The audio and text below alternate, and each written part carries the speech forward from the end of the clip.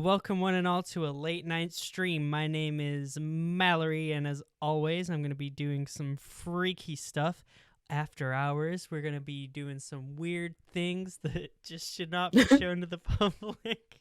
And Yeah. we're gonna be getting real sticky, and I'm today we're doing a solo session. I think this is gonna be our best solo session ever because I'm not hungover. And now introducing our player. What's up? I'm the rat in your chef hat that tells you and your body what to do. Poppy. All right. Oh, and I'm playing Fouchette. My bad. And you know she's playing Fouchette, and now we're in the fucking stream, you know what I'm saying? Welcome back, y'all. We missed you. We're gonna get started. Okay, so last time we left off, we left our Captain Fouchette. We were in the Tournament of Proxima. We were in a distant star in the core with this weird cult that wanted to have this little fighting ring going on. They got crazy ratings. It was a good showing this year, and things got really wild and crazy. And then Fouchette fucking met up with someone from her past, Mysterious, after a big explosion. She dived down into the endless void. You're going to have to check out our YouTube upload that we're going to do later to figure out what happened there. But suffice to say, she was able to exact some revenge on this mysterious character. However, she had to abandon her teammates mid-tournament. Despite that, her teammates were able to successfully win the day and take home the prize money, meaning that Fouchette was able to successfully secure her reward, not only the prize money, but also having met the demands of the Shadow Man. She was promised a little vial that would be able to resurrect a certain werewolf that is instrumental to her plans. If that sounds confusing, hopefully this session will shed a little bit of light on what's going on. Where we're going to pick up with Fouchette is just after she, had a conversation with Zavi, kind of made some peace, and has returned to Neo-Robosity in order to take care of the rest of her affairs and continue on her mysterious quest. Are we ready to dive in? Hell yeah. Fuck yeah. Fouchette, you exit the portal ahead of the rest of your teammates who are still collecting their prize money and saying terrible things on TV that will have drastic consequences. You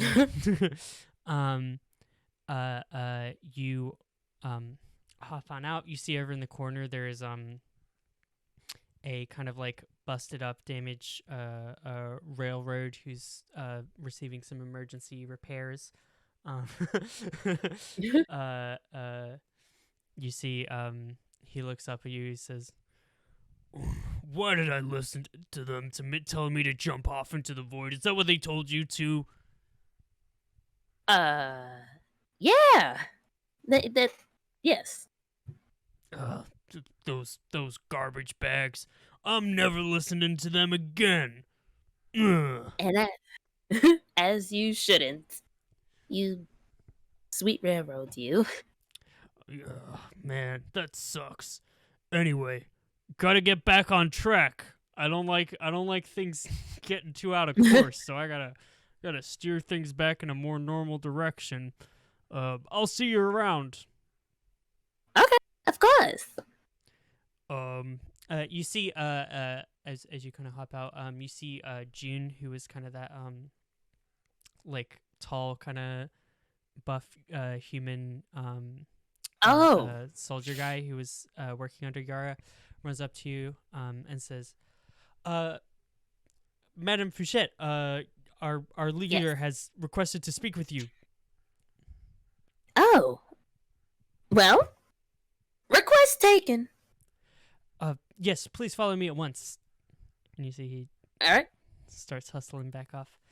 And he takes you back a ways through the facility, back to that kind of like meeting, strategizing, planning room where you had your last meeting with Yara V, the Supreme Commander of Neo Robosity, is waiting for you. This time you see she is sat in a chair, and Ooh. seems to be just like kind of like clicking through stuff on her phone. And as you walk in, you see June just like salutes, takes 2 steps back, and closes the door behind you. And you're left alone in this big room. You see once again the big kind of like window that allows her to overlook like the majority of Neo Robosity. But it's just you and her now in this room. Oh, okay. Well, I heard that you called for me. Yeah, you see she puts down her phone and says, "Well, congratulations." Thank you. I run a very effective team. I feel like we would look to the side a little bit, unsure. Effective would probably be a pretty accurate word.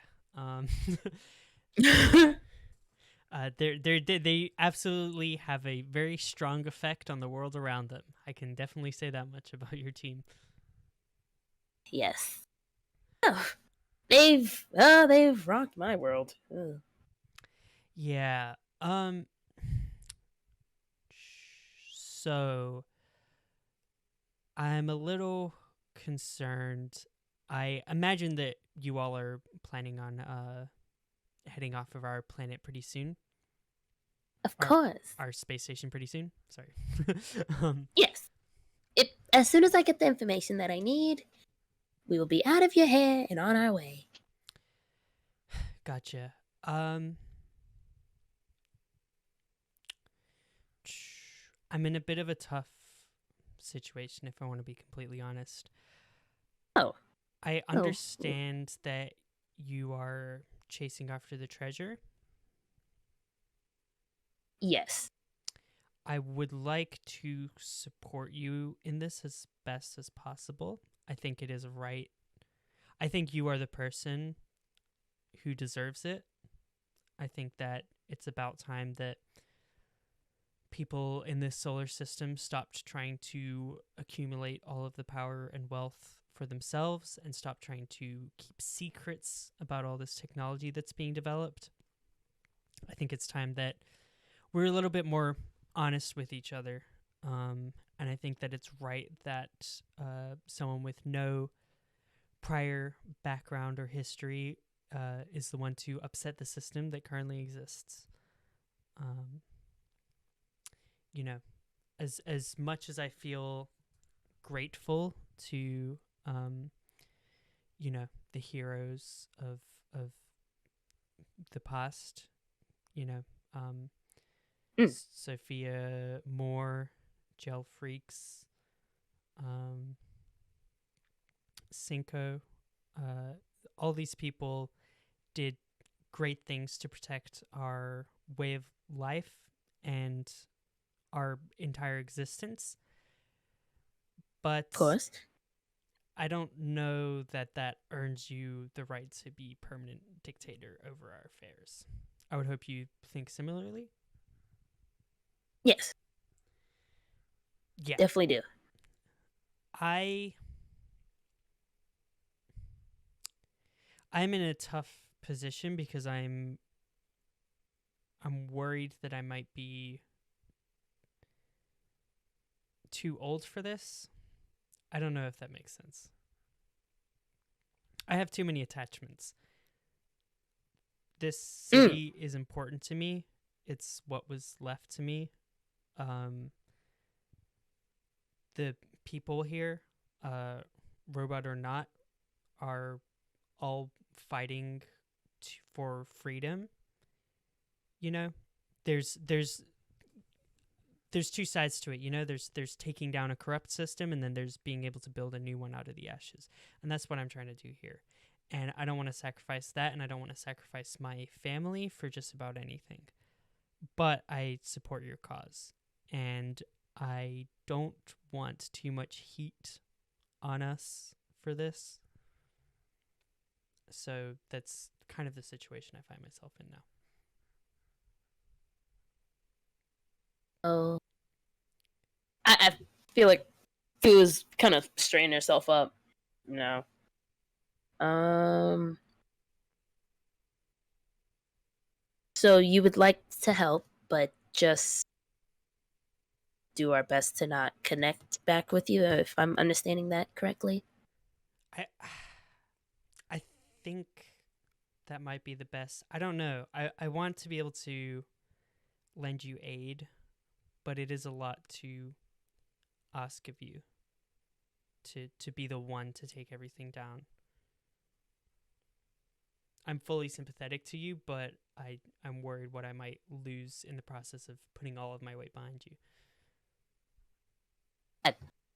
Very understandable. Um, I I don't want to sound too much of a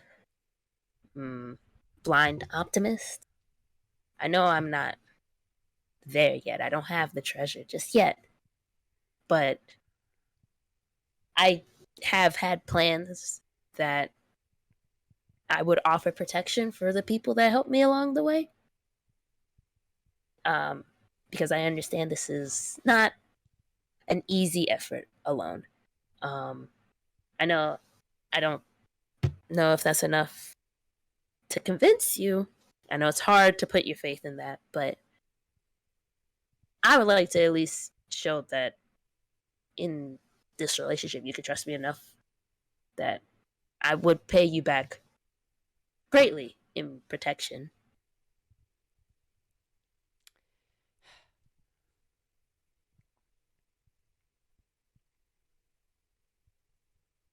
Mhm. I understand. I think you know what I see in you. I see another movement. You know, we've been long overdue.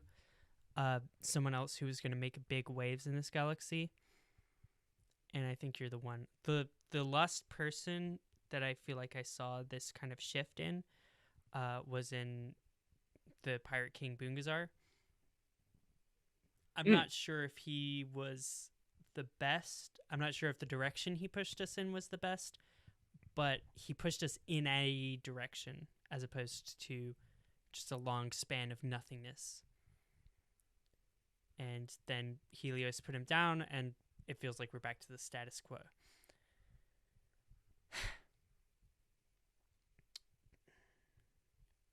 I appreciate the offer of protection. I think that there will inevitably come a point where, yeah, we're going to have to ally with you because I know what side of history I want to be on. It's just, how long can we play it safe before just everything falls apart is I think where I'm at. So that makes sense. Um, you see, she says, I guess the best that I can try and do for you is to maybe offer you a little bit of advice on some of the things I've learned that over the years that helped me get to this point, and just from observing other people in your position, like Boongazar and like Cinco and all the other big change makers of old. I Any sort of advice would help. It's not some position I really planned on being in, but I don't. And I guess she's kind of long distance stares like to the side. I don't think anyone else is gonna do it, so I feel like I have to. You see, she actually like smiles at this, which is the first. She kind of like breaks that like strict kind of like military like face that she's been putting on this whole time. Go, give me an insight check if you wouldn't mind. Yeah, sure. We rolling again. We rolling. Woo, baby. Dice in the game. It's a D&D. It's not just talking.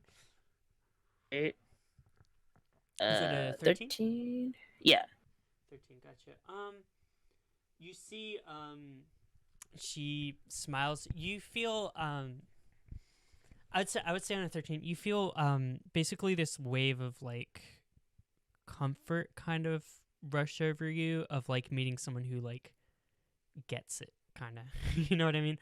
That Yeah. is just very similarly aligned to you, both politically, but also like understanding you as someone who is like highly intelligent and not the most charismatic sometimes. Um, that knows the right answer but doesn't always know how to get your way with other Mm. people and convince. Um, that's like the wave of like you see she recognizes that in you and has this like familiarity.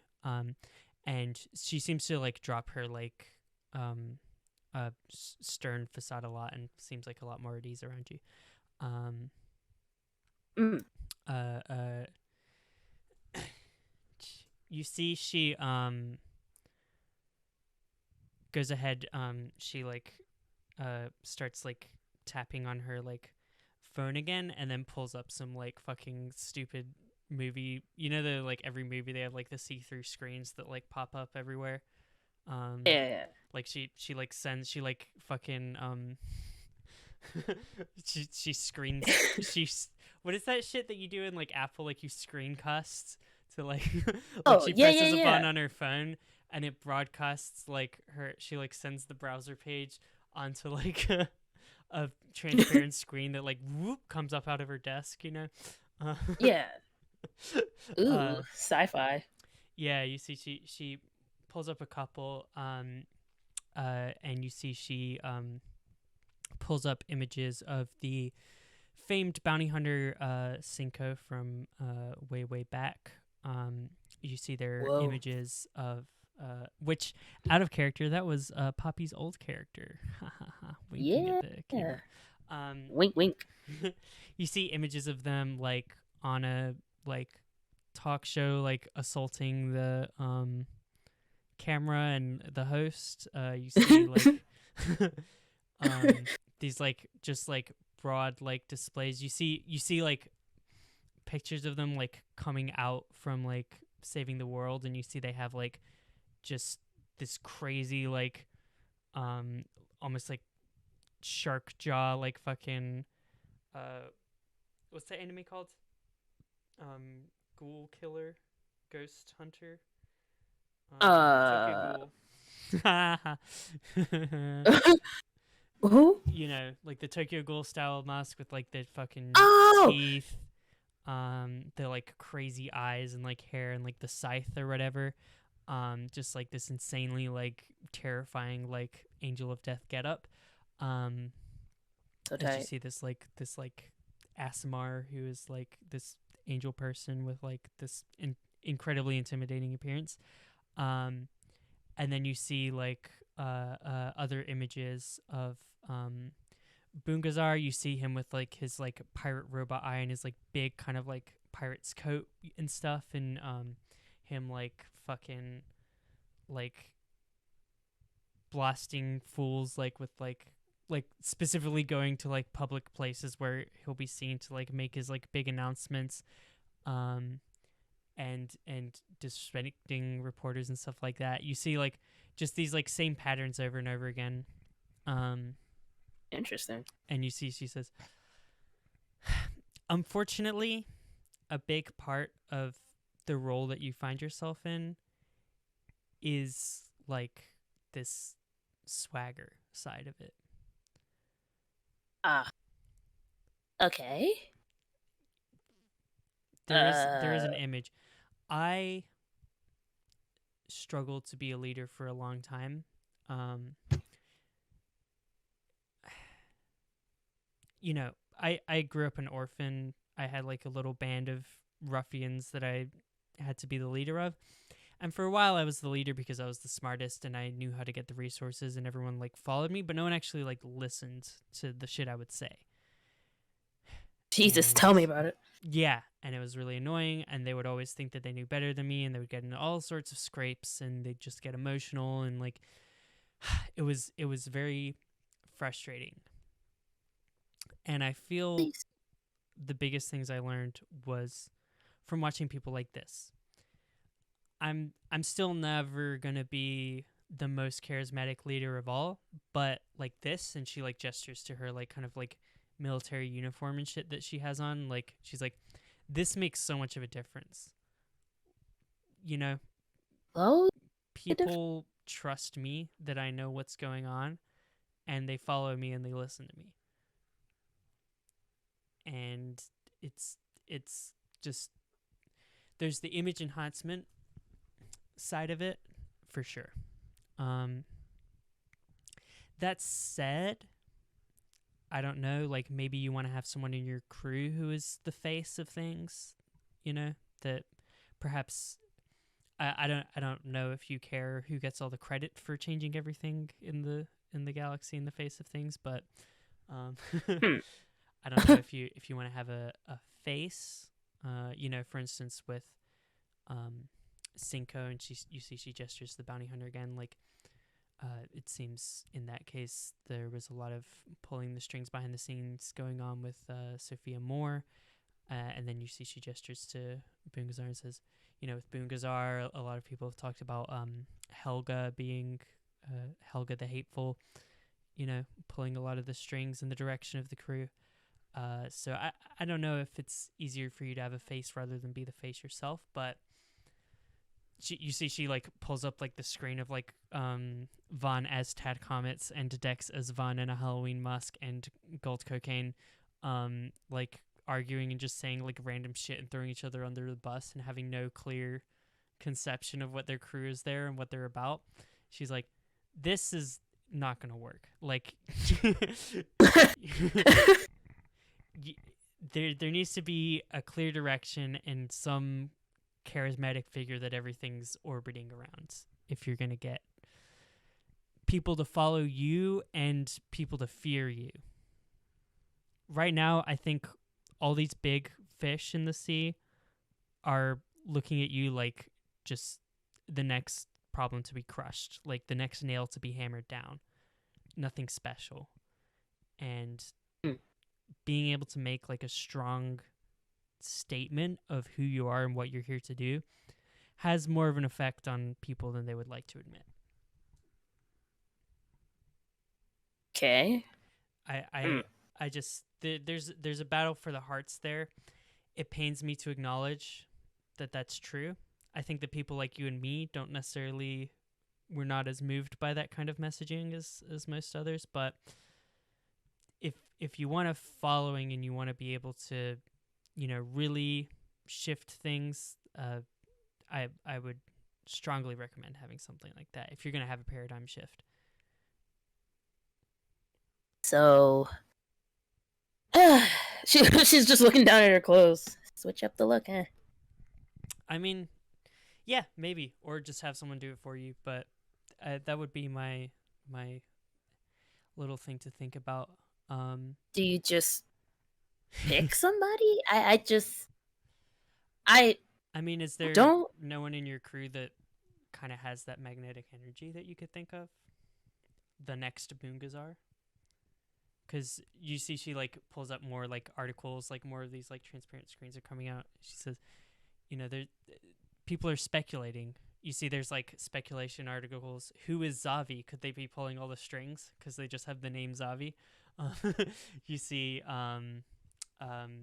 people asking, did Tad Comets fund the entire operation?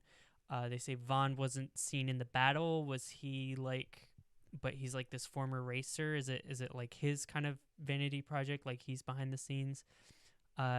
People are saying like, you know, Dex has all this like history of like ties to like the mob and like gambling.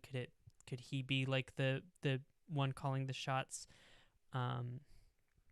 They also say like, you know, obviously it should be the captain. Captain Fouchette is probably the one pulling the strings. There's also mention of like, where is the mysterious lizard Crepe? Where did he go? Gold Cocaine is clearly the strongest. He must have them all under his thumb. It's like the speculation is all over the place. There's stuff like Cinch Warhog is pulling the strings. Cinch. Please. let's not get too crazy. Yeah, but yeah, you see all those articles popping up. She's like, I don't know. Is there anyone that like sticks out to you as they could be the face, or is it just It's, gonna fall to you? Because it could be you. I mean, uh, I don't mind trying. I'm just more used to. I don't. Hmm. I mean, I don't want to think I can't try. I feel like maybe I could put myself forward. I just don't know if people will take me seriously because I feel like I know what I'm talking about half the time, but I haven't had too much luck with, well, my crew. I feel like they're I'm more being run by them than they're being run by me half the time. I try uh I try to be fair cuz I don't see the point in having an iron fist with them, but I don't know if a coat and a trench, I don't know, a military coat is really going to be the thing that changes their mind. You know what I mean? Like, what if I put up the getup and I'm still getting disrespected in person? You know, it's just, oh, the cool looking person's getting tossed around. Yeah. You see, she nods. She says, "I fully acknowledge that." And I mean, first of all, in terms of like wardrobe and what people think is cool, I'm not the person else. I'm just saying you should try and be cool, but I don't know.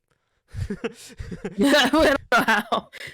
I kind of just landed on this thing when I became a military general, and it's been working pretty well for me. But um, yeah, uh, I might not be the one to ask about what you should wear, but I agree. I think all this stuff I'm describing is for the outside. If you want to move hearts and minds and change the galaxy, like, and have people fear you. Mm, As for the inside for your crew, I'll say one thing that I learned a lot, which is when I was younger, like, and we were in the orphanage. I was doodling in the back of my notebook, figuring out like calculus and equations of trajectories of stuff that was going to be able to help us practically, and like inventing mathematical systems that I didn't even know had been discovered because I was just completely isolated from the knowledge. And the other people in my class were braiding each other's hair and just playing with like sticks and rocks and falling in the mud.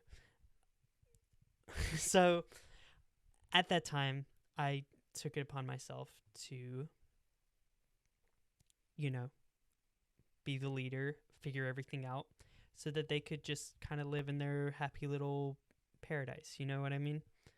Um, it was easier to just kind of figure everything out myself, not have to consult anyone, not have to run my plans by anyone, and just do it, just take care of it, because I was the only one who was going to understand it anyway.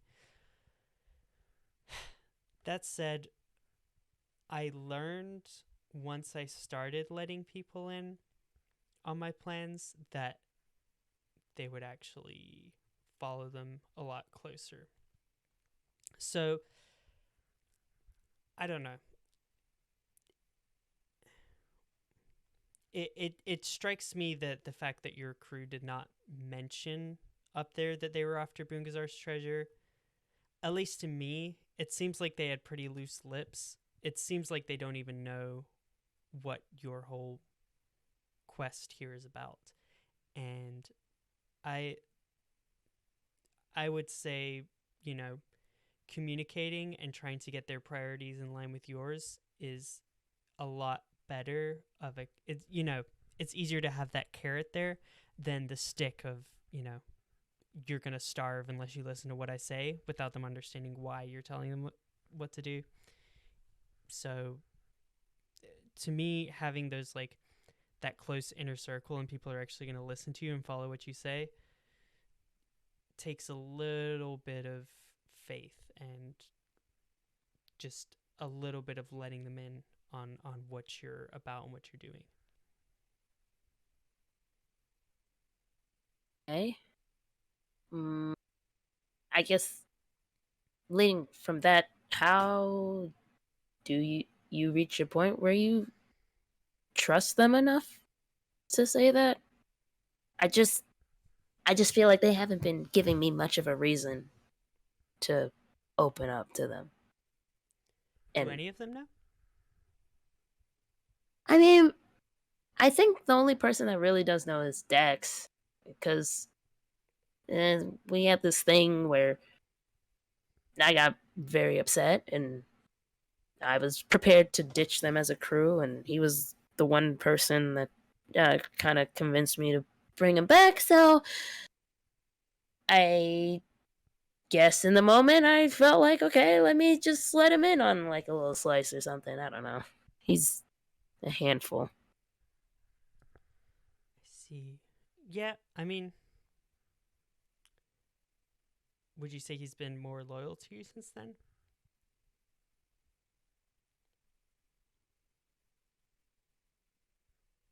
More tolerable to work with. He's convincing himself that he's a vice captain, even though he just repeats what I say in a louder tone. So, yeah, he's being a little bit more cooperative. I also feel like it's because there's money involved, but I can't control what makes like somebody motivated. That's true. I think, it's a leap of faith at the end of the day. And if you take that step in trusting them and they betray you, then you know for sure to let them go.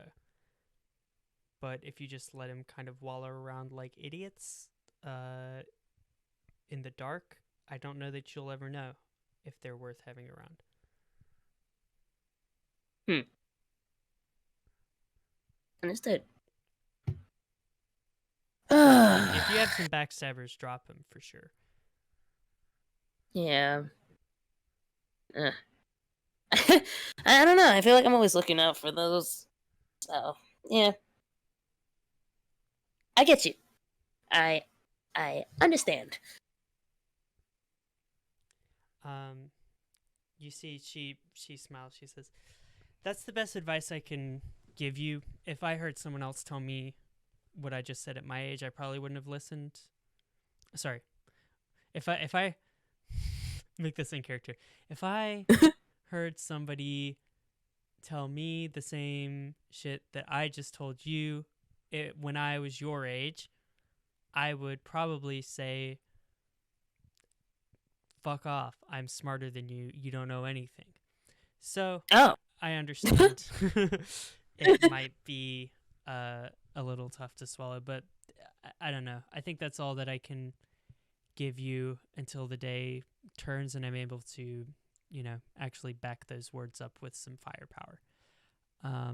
But hey, trust me, I'm going to be on your side when, push comes to shove, because I am tired of more industries and green lights pushing people around like they own them and just overturning elected governments and treating everyone like pawns. I'm sick of it. I'm sick of what they're doing to people. I'm sick of the void and what it's done to like robot culture, The Yes. robocity used to be so huge, and then just this mass migration, everyone left their robot bodies to live in this virtual dimension that we don't even know if it's going to stay up forever. You could literally be like looking at a genocide if you're not careful, and they're just looking to increase their user base and their profit margins. And if you have people that are permanently engaged in the void and just leave their bodies behind, like, of course they can make you more money, but it's lives we're talking about. I don't know. I am very tired of all of this nonsense, and I haven't been in a good position to do anything about it because I've just been trying to hold together the scraps of my society that even remain. So we need people like you. Like, Fu's eyes are just pink and sparkly right now. She's like trying to hold it in. She says, also, I guess before you leave, I may as well hand you this. And you see she's like, where did I put it? Oh, here it is.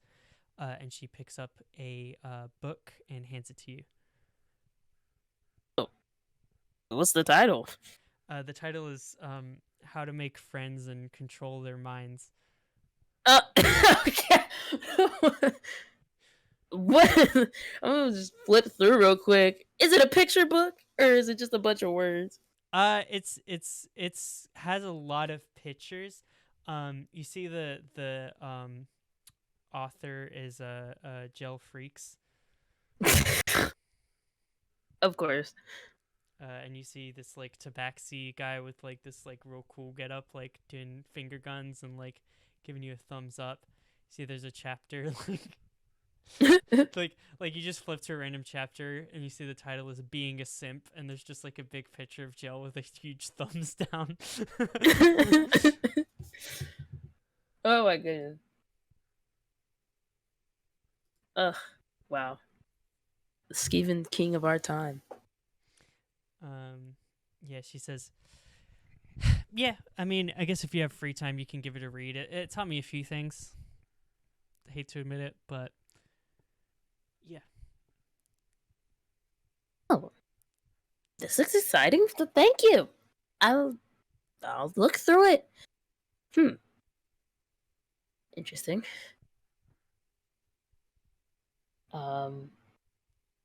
I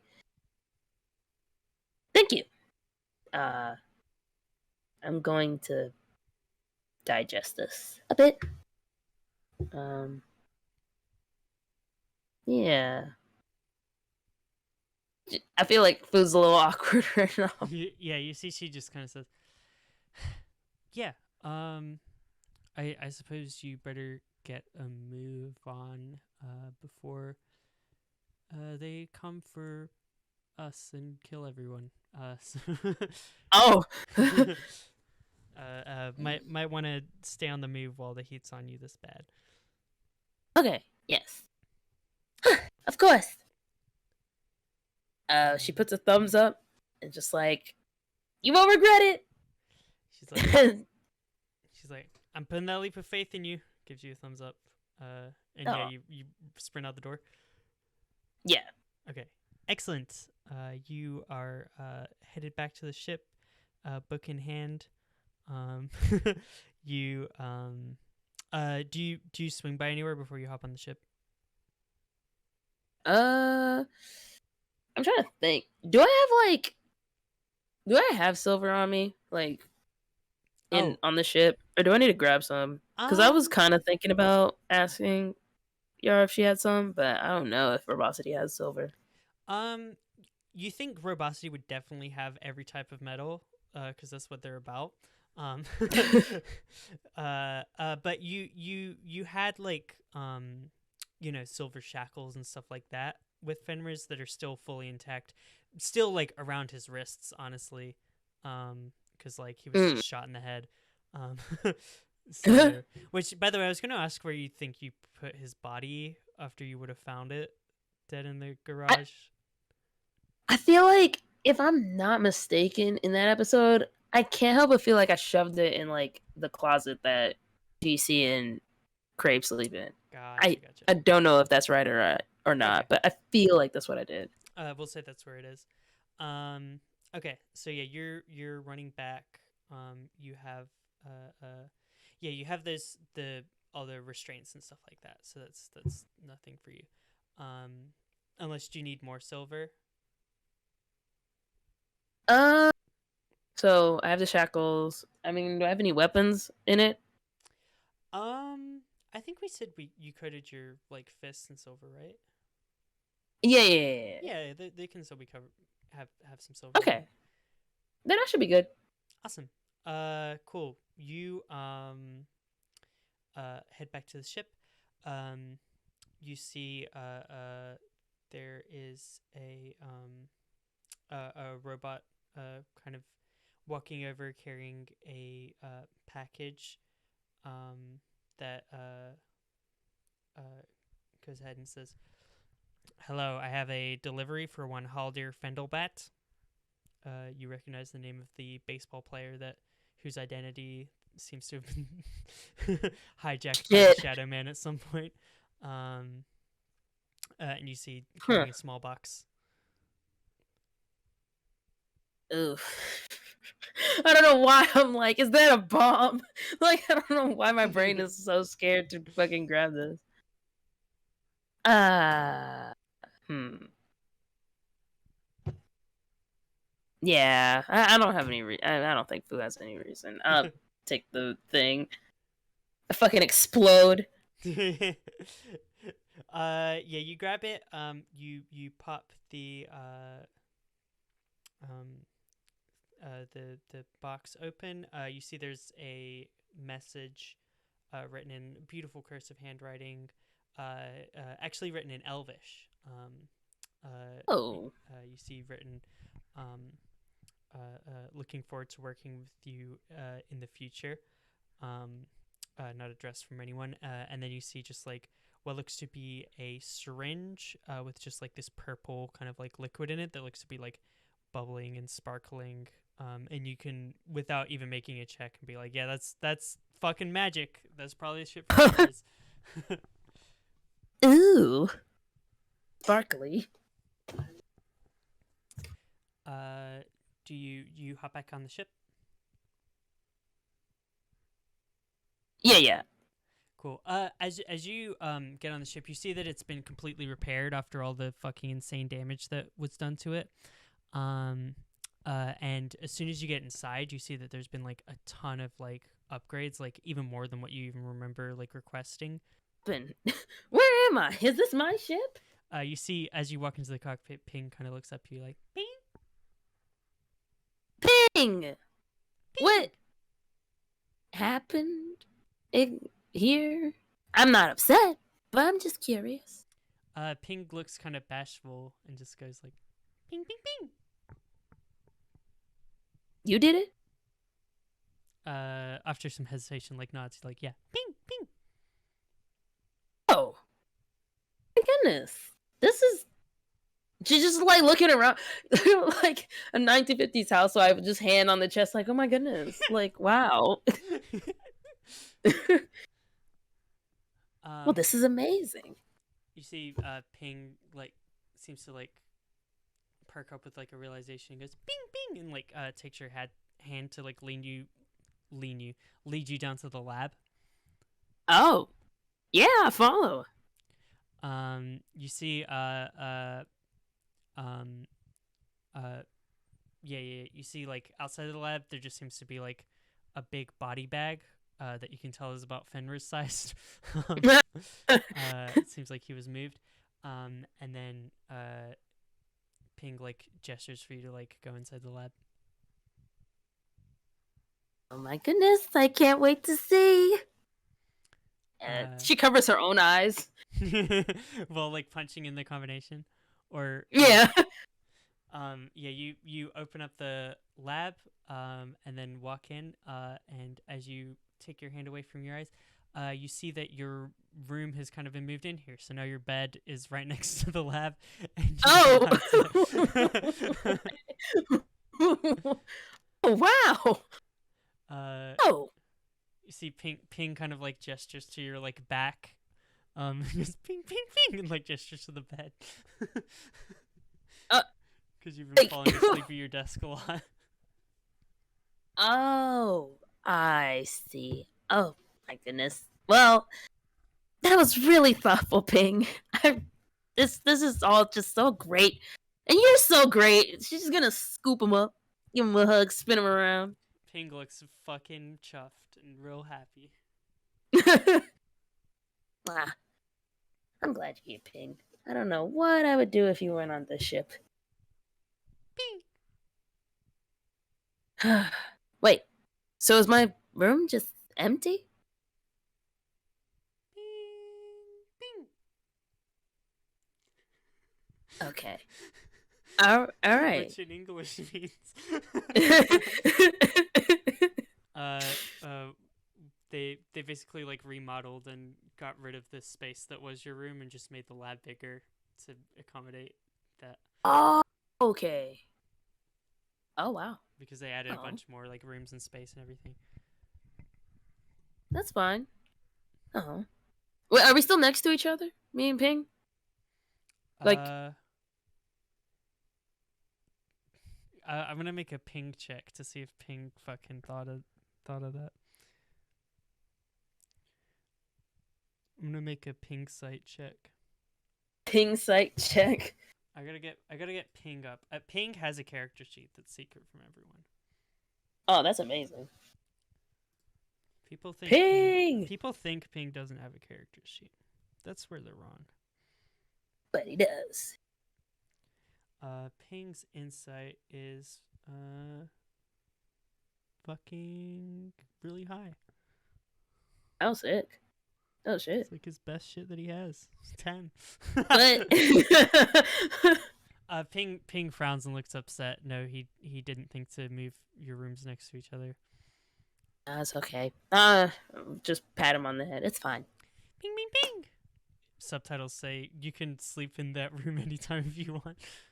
Okay, of course.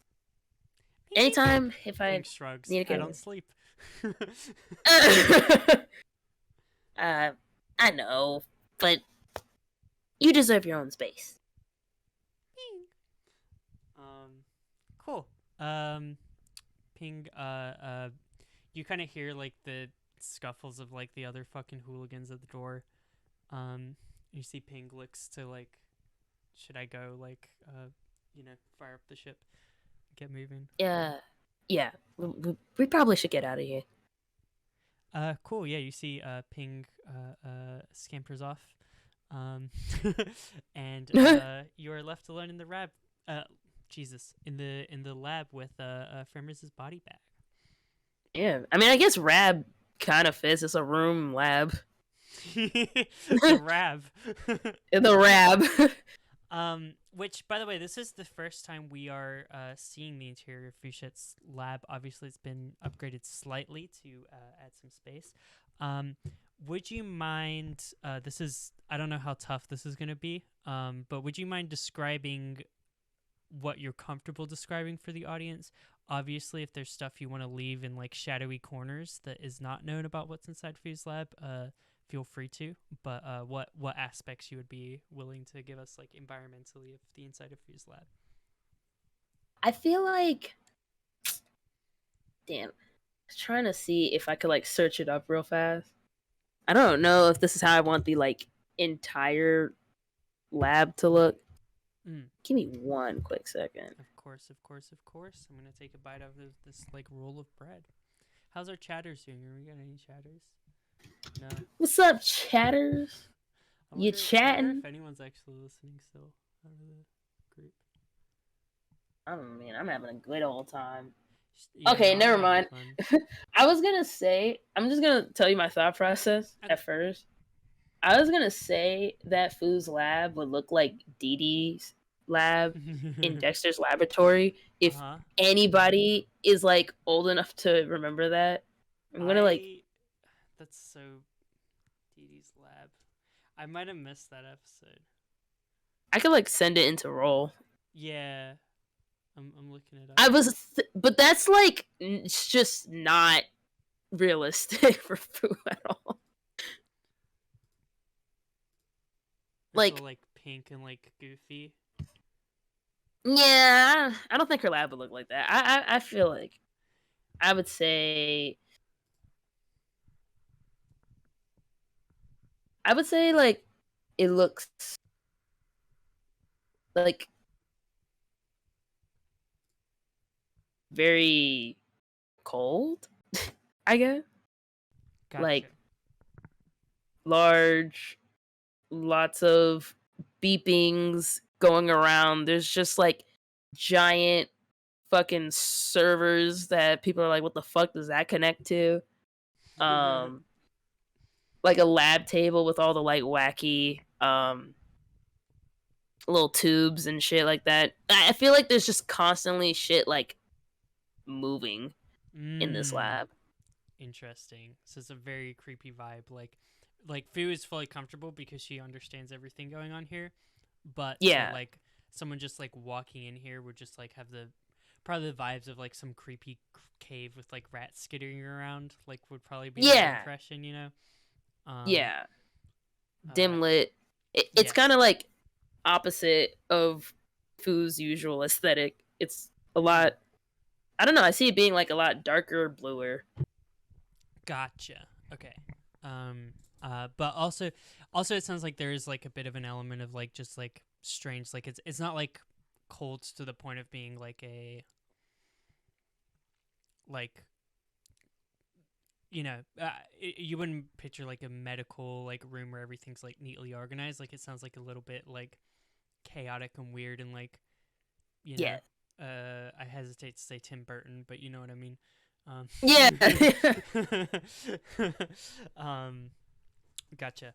Uh, uh, Excellent. Yeah, you see you walk into the lab and the door shuts behind you. Uh, uh, you see oh shit, I forgot to mention the most important thing about your interaction with Yara, which is okay, flashback. She's also like, Oh. also here's the thing to read Fenris's mind. Have fun with it. Oh, thanks. um Oh, I almost forgot see, that. yeah, she hands you basically it's like these kind of like it was probably in a box whenever she handed it to you, but you like pop it open, you see essentially these like helmets that could be like plugged into like something. You see there's like two, there's like one for like the mind reader and one for the mind readee um that you have on your possession as well. But yeah, let me know how you go about setting this situation up. Ah, man. Who? Sound was Um, in character. yeah, you can have a chair. You can have whatever, however you want him to be strapped up. I guess you can describe that Yeah. before you inject life back into his fucking veins. Yeah, I'm gonna set him up. Ooh, I'm gonna get my little cute rolly fucking chair, sit in it and spin towards him. Um, put my little goggles down. I'm thinking. This would be a thought that like Fu would have. I don't know if she would know this or not, Yeah. but would hmm. So does it make a difference if I give him the full tube or if I do like half as to like how full like energy he is, like how quickly or aggressive he would be? Give me Like is a Arcana check. okay. It's like the second roll of the session. Right. 14. 14, gotcha. You hmm.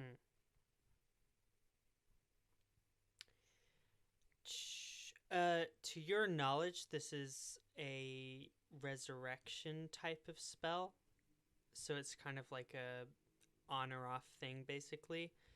Mm, So you don't know if like putting half of it would have the same effect of putting all of it in, but you also you kind of like don't really think it'll be much of like a scaling of like how vital he is, basically. Like it's kind of mm, like he's gonna be his soul is gonna be in his body or it's not, and he's like okay. injured in certain ways. I guess that would be the question is like is there like healing magic included in this, because obviously he's Mm, been like physically like his body's been physically injured a lot. yeah. That would be the part you don't know in a 14. But the resurrection part is like wouldn't really have much effect. Like either he gets resurrected or he doesn't get resurrected. Okay. I'm gonna start off with half and then just in case, just to see what happens. Okay. Yeah, you go ahead. Inject Hoff.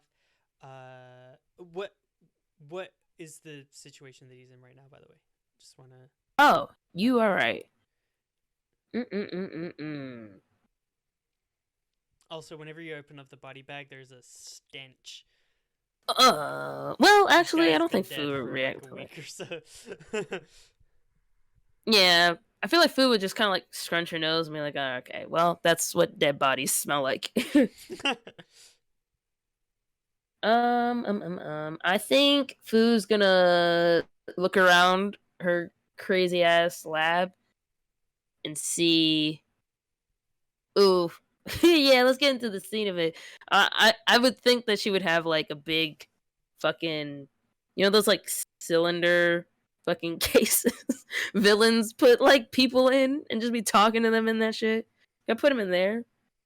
Do I have One that? of those cylinder cases that villains be putting people in. Like tubes? I don't know how to explain it. I can Do see they it in keep? my head. Yeah, I think I can imagine it too. I can't remember any specific movies that I've seen with that recently, but it's like a cylinder tube, and that's what's imprisoned them.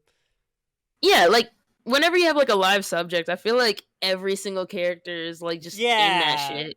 yeah. Yeah. We're not gonna say Fouchette doesn't have a cylinder. That's the first step of being a fucking evil mad scientist is having a fucking cylinder to put people in. Bet. Yeah, Bet, he bet, has bet. that. Because Yeah, good thing I have this thing. Just in case if I have people to put in it. I knew I was gonna need this cylinder. I knew this was a good investment. Yeah, I'm gonna chain him up in there. Okay, cool. So he still has his like silver restraints on, but he's also inside of a cylinder. Yes. Excellent. Okay, and then you inject him with the thing. I guess the order would be I the mind reader thing is like it's something I would have to put on him and put on myself, right? Yes, yes, yes, yes. Okay. I'm gonna put that on before I inject him. Gotcha. Just so yeah. Okay. So you have that on. It's not powered on necessarily yet. You inject him, close the cylinder real quick. Watch. You see, having put half of it in, um, uh, doesn't seem to have taken any kind of effect on him.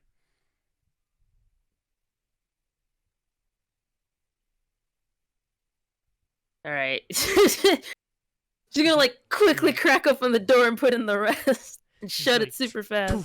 Shoot it in super fast. You see after shooting the rest of it, you wait for like a beat. There's just kind of like silence in like the lab as you kind of await to see the results. And all of a sudden you just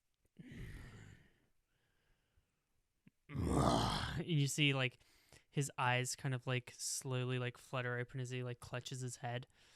And like just like you see like the pupil for a minute is like kind of like dilated and like glazed over, and then just like becomes very like small and like ferocious once again, and like glances up at you like looking at him on the outside of the tube. Wakey, wakey, sleepyhead. You've been knocked out for a long time. Where am I? Am I still in this goddamn ship?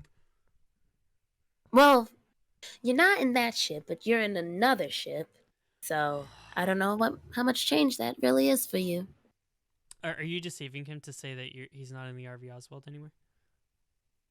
Or is No. Oh, did he know he was on our ship? I thought he was talking about the prison that he was in.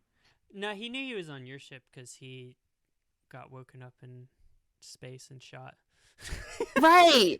I just don't know how alive he was before that happened. I feel like he barely even like blinked before getting like blasted. He was arguing with him. Nah. I'm not trying to deceive him. I guess gotcha. That was a mistake on my part. Yeah, that's all I was checking. If you're trying to disorient him or some shit, but yeah, no, he's like, what do you need from me? Let me out of here. I can't do the second thing, but what I do need from you is information. I'm sure this isn't a big surprise to you at this point that you're a very important man, Fen. Don't call me that.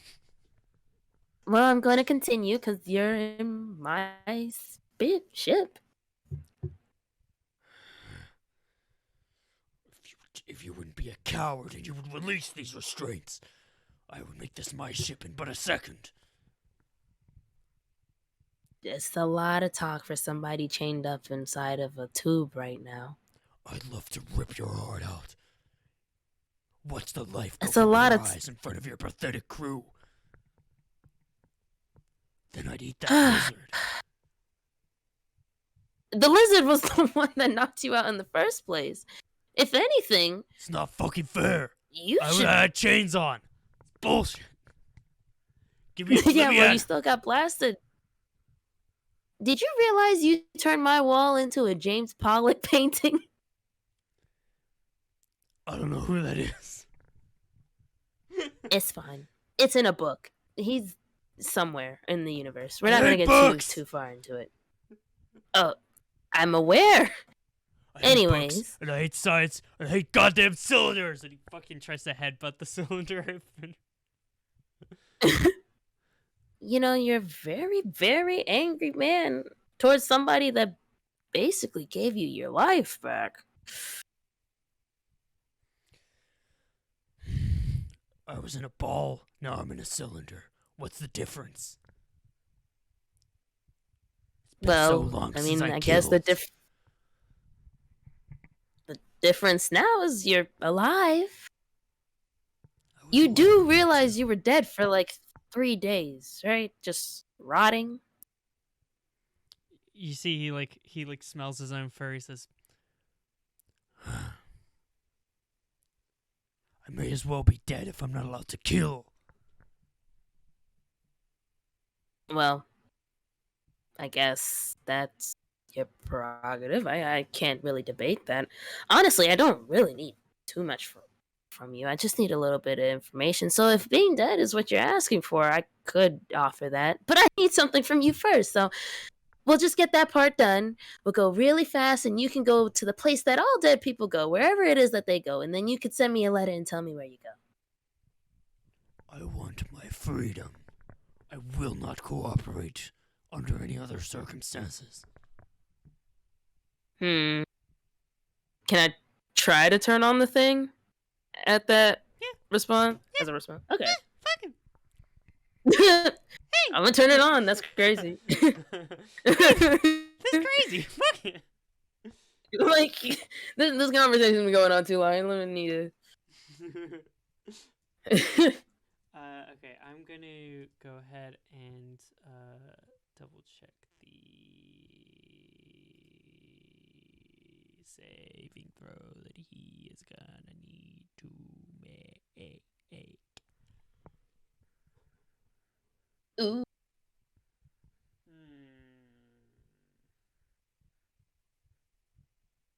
What's your spell DC, real quick? Where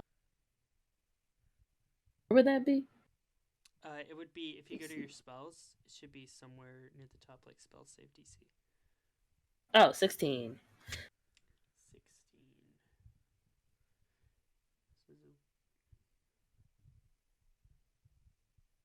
Wisdom saving throw. Oh, this guy's not fucking wise. You said Come it's on, a 16? baby. Let me get in that Okay, I'm brain. gonna say he definitely needs to be an 18 on this. Okay. Motherfucker. God damn it. You power the machine on, and you feel he just like raw hatred, like him like resisting like the power. He's you see it starts like sparking as he's like kind of like jerking his neck around, and like flailing his shoulders around, trying to like bash against the cylinder. You can try and like improvise something to put this over the hedge, and you're basically gonna like. Did I say put this over the hedge? Shout out Over the Hedge. Best movie ever. What's up? We're gonna do like a competition basically. So if you can try and think of like food does something to like overpower it, you can maybe make some sort of intelligence check. And he's gonna fight you back with another wisdom check. Okay. What would I do?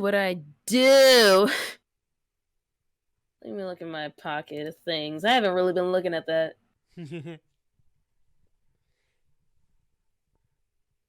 You can also say some like vague shit like I plug or like I put all the ship's power into fucking the mind reading machine or something. You know what I mean? Mm-hmm. Like I divert the ship's fucking shields or some shit. You know what I mean? Yeah. Go with that, because I can't think of anything on the spot. I'm sorry. No, like this is a bullshit. I'm asking you to like bullshit. Where from the ship would you divert power from? You think?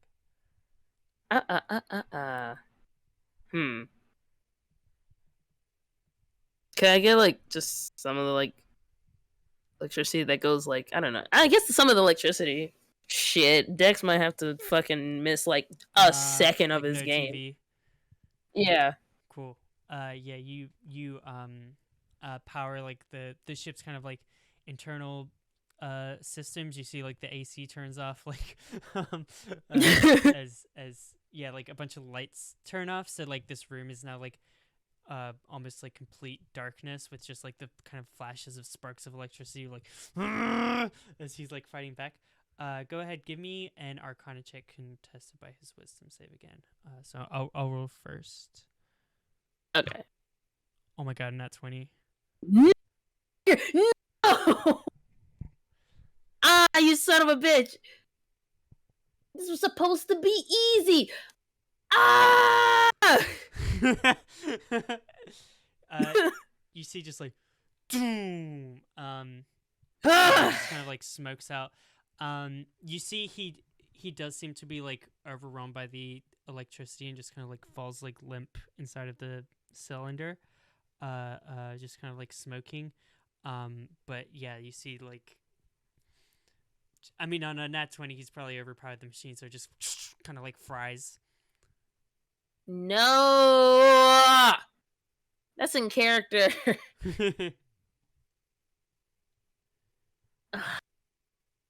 Can I take time to rebuild it? Yeah. Okay. God damn it! You probably have a goddamn moment for a little bit before you start. Does Fu have like an outburst or like what is she? Yeah, I feel like she would. Just like, are you fucking kidding me? I just need the information. That's it. That's all I asked for. Isn't that all I asked for, Fu? That's all you asked for, Fu. Goodness gracious. You decide to sit down and start fixing the thing. Go ahead, give me a mechanics tools check, I think. To start work on your repairs. I think you have the mending cantrip as well, so you can make it with advantage. Because this is like a magic, it's not a simple item, so it's not just gonna work with mending, but you can make a mechanics tool check. Time? Nope. Okay, we're gonna go with 24. Yeah, you get to work on it. You're just kind of like kind of whittling away at things. During this time, the ship is probably like shaking as it's being like shot with all manner of fucking laser cannons from all sides. But you're not paying attention. You're just like completely just like fiddling with things inside of your little lab. As you're working on it, at some point Fenris, like you hear him kind of like come to again. This is like you're in the process of like you're like in the middle of fixing it. You see him just kind of like murmur like, "What do you even want from me anyway? I don't understand." What? I want from you what everybody else is trying to get from you, and that is the exact location of where your sweet Bungazaran ass pirate captain put the treasure. That's it. They didn't take me with the treasure. I never saw it. Not where it was buried. Can I see if he's lying or not? yeah. What is that? Is that insight or? Yeah, it would be insight. Okay, sick. Fuck me, dude. This is not. Golly. It's not Fouchette's session. I mean, It's it is not. Fouchette's session, but it's also But it's not. not. You see, he actually makes a pretty persuading case. He seems like legitimately like I would say to this point that like obviously you don't know because you didn't get a very high insight, but like it's to the point where you're like you seem pretty convinced that he's like actually like I don't even know where the fucking treasure is. Like I don't know why you want me in here. I see. Listen, I don't know if you know, but you've been a pain in the ass to get, pain in the ass to revive. I just need anything that can lead me to what your captain hid. And maybe, if you make it easy on me, maybe we could discuss on putting you out. Go ahead, give me a persuasion check. Fuck me, dude. I'm not persuasive. Okay. 16. You see, he perks up. He says, I just want to kill. They told me I could get away with as much as I wanted, as long as I followed what they said. And I got locked up for it. How do I know Random I can voice. trust you? I mean, seeing as I just want the treasure, I feel like seeing as I'm the person that, you know, brought you back to life. I don't know if you keep on forgetting that detail.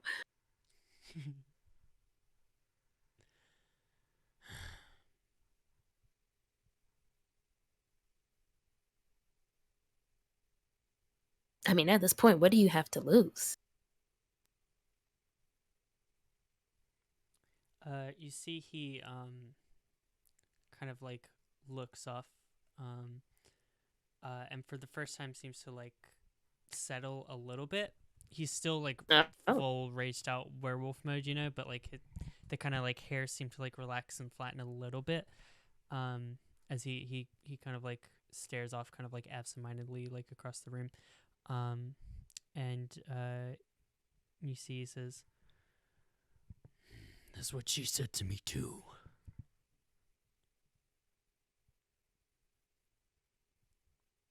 I can't picture this random blurry image of a person in my head.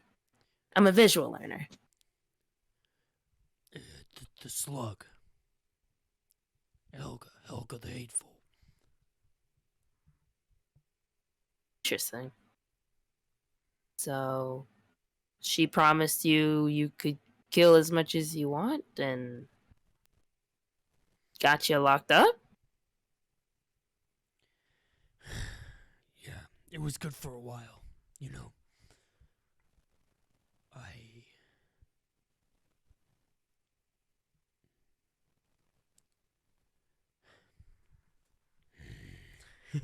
you see, he seems like a little bit like uncomfortable. You get a vibe that he like is almost like divulging something like emotionally personal, and that's what he seems to be getting caught off on. Even though you have him with the like, what do you have to lose part, he seems like he's down. Oh shit! I just turned up your volume like really high, and it scared the shit out of me. Okay, back to normal. Jesus Christ. That was the loudest I've ever heard. Yeah, you see, yeah, so it seems kind of like he seems to be like on the same page about like I may as well, like if I'm just gonna die in a tube anyway, like I may as well, like I have nothing to lose. But yeah, he there seems to be like something emotionally sensitive about like disclosing that he's hesitating on.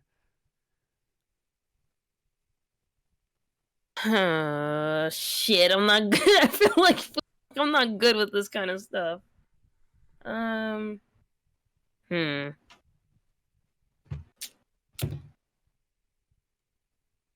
Uh.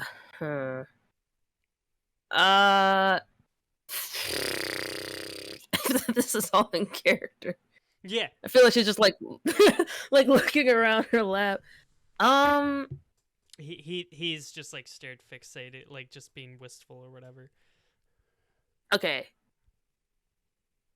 Is there a way? I'm going to ask if I can. I don't want to be near this motherfucker, but like, maybe could I like, I don't know, open a small little vent from the top of the thing and what's the word? Like pulley down a glass of water or some shit, just to. I don't know. This is my fucking olive branch. God damn it. I feel like you definitely have a bunch of weird fucking like Mickey Mouse arms in the lab that can just like. Oh, thank God, yes. Thank you. I feel like you've earned that. So Yeah. just from your whole vibe. So yeah, you open up the top and yeah, like this thing hands him like a glass of water. Ever so gently. Yeah, you see he kind of regards it and takes a sip. And you see he like fucking empties all of it into his mouth and then just like puts the glass down on the ground. You were saying?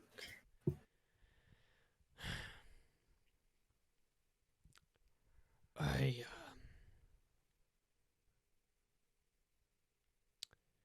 thought she's like me, you know. Killer? Sorry, yeah, did you say Helga? Sorry. Oh, I said a killer with like a question mark. Oh, gotcha. Yeah, he says. I mean, she certainly killed, but the anger, you know, all that resentment. Anyone who meets me knows that I've been through some shit. That's obvious. I can't imagine somebody that wants to kill a bunch of people not being through some shit. So, yeah, it makes sense. No one, people don't understand. I just get tired. Just want to let it out, you know, all the anger. And she was the same, you know. So, She gave me a shot. I was in gangs for a while. I used to just be in and out of prison, but gangs, they protected me, you know. Let me do what I do best. But then when that started to fall through, they were gonna wipe out my whole org. And then the guy up top who we all respected, he got bested by that goblin. He became my new captain. And Helga, she told me that it was I didn't have to be held back anymore. I could just let loose.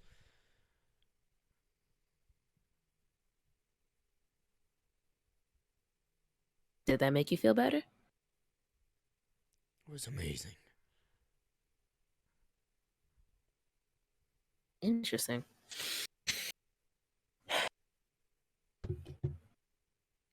She kind of like sort of. I feel like she's kind of like looking off to the side of it. Yeah. You see, he just kind of like continues to talk. He says,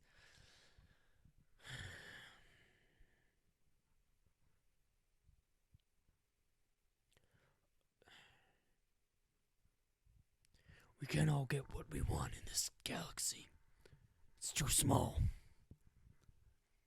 I'm just fighting for myself. And I thought for a while I had people who were fighting alongside me. We had a team.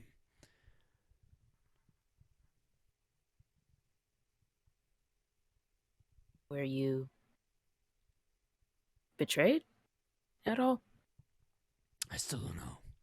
She told me she would always put the hit on people, but it was never the specifics. She said I had to some rich fuck's birthday party for his dumbass son. So I ate his son. And I didn't fly away with everyone after that one.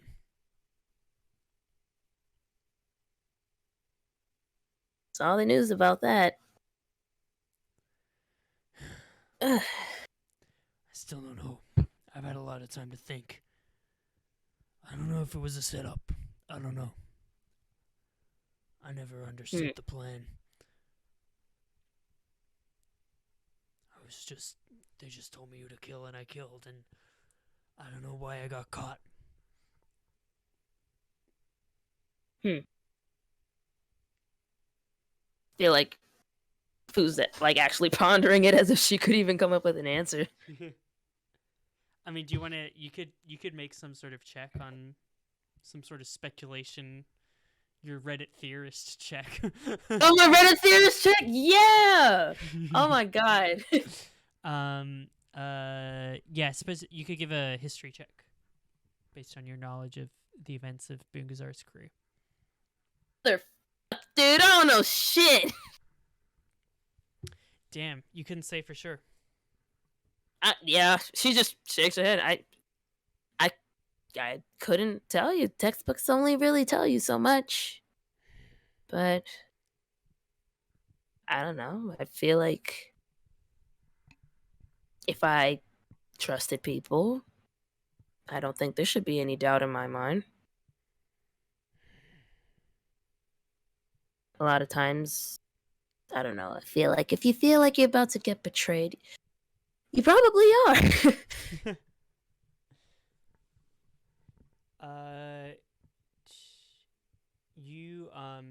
Yeah, on that like nat 1, you also think like he's referencing like a lot of events that like you don't know like the full details of. Like no one actually knows everything that Bungazzar's crew was involved in or like their major goals. So there's like some gaps. But you feel like if you saw things through his eyes, you might have a better shot at figuring it out. Okay. Interesting. Oh, okay. Yeah. Okay. I'm here. I mean, do you want me to see for you? I don't mean to brag, but I'm a pretty smart gal, and I can usually put 2 and 2 together. Is that what this is for? See, like, kind of scrapes at the device on his head. Yeah. Because, you know, I don't have much reason to believe what comes out your mouth, so why not just go to the source? But if through it I can find what I need, maybe I could bring you some clarity. That's if you allow me and not be so hard-headed.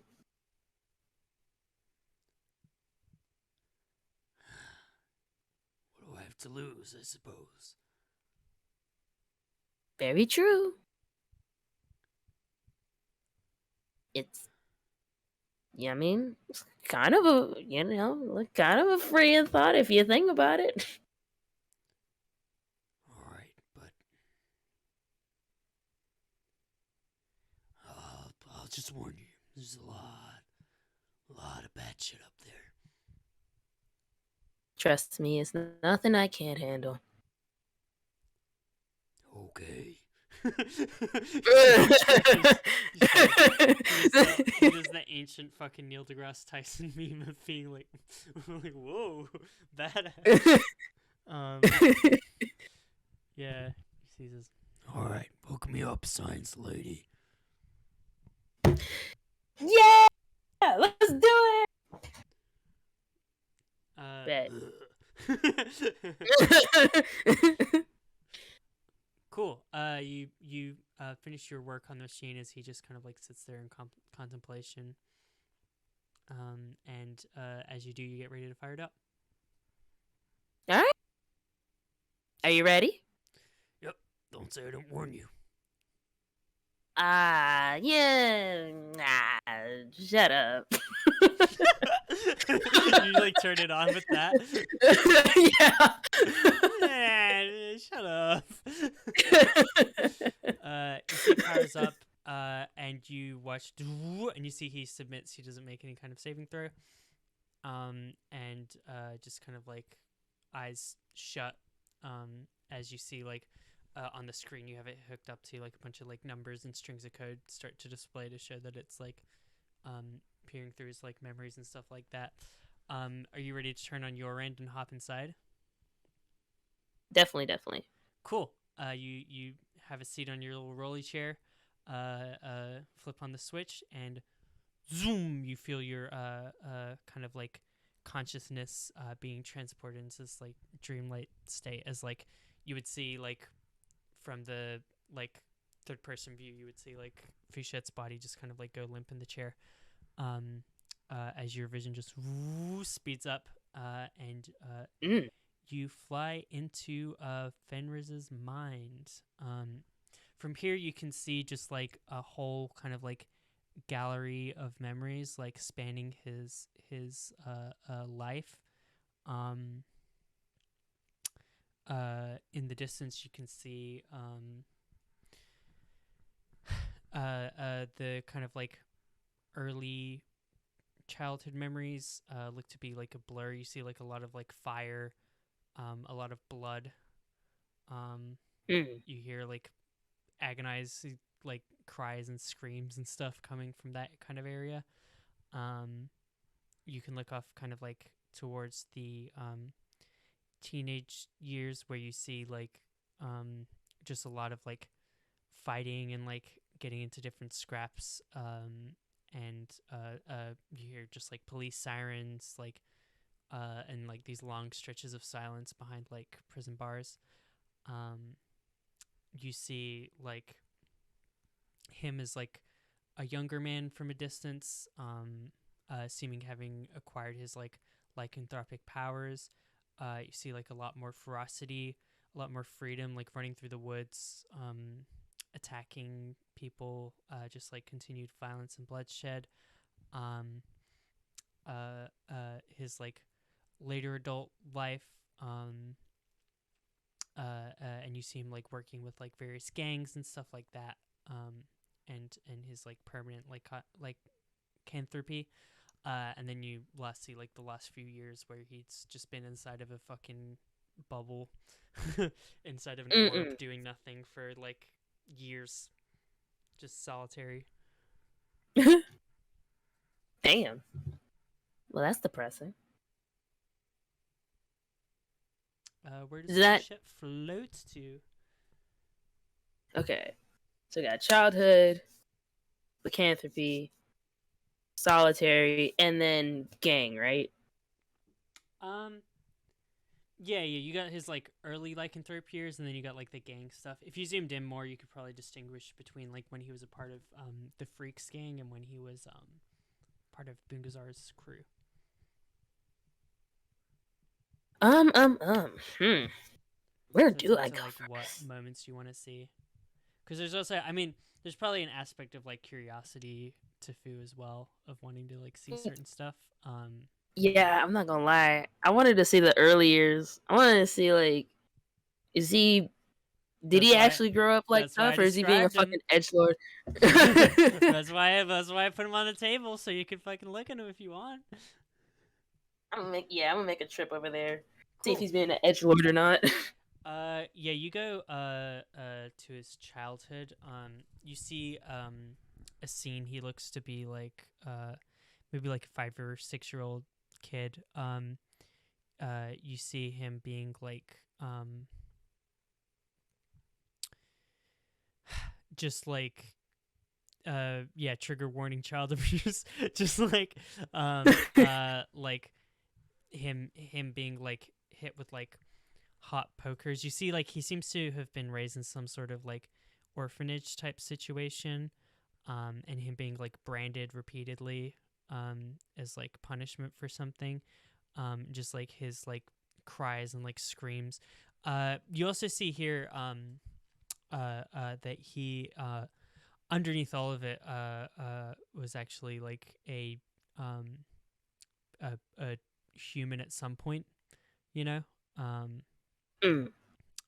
His race had been speculated on because he's like always full werewolf, but yeah, you see this human boy like being like branded and tortured and like screaming as like this like nun kind of like peers down at him looking through these like spectacles or whatever, just like towering over him. He's like, yes, that'll to keep the devil out of you. Mm. As he like cries for help. Yeah.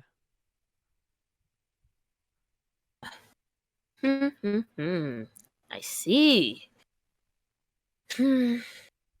Yeah. I feel like Fu would just like sigh at that, like, damn.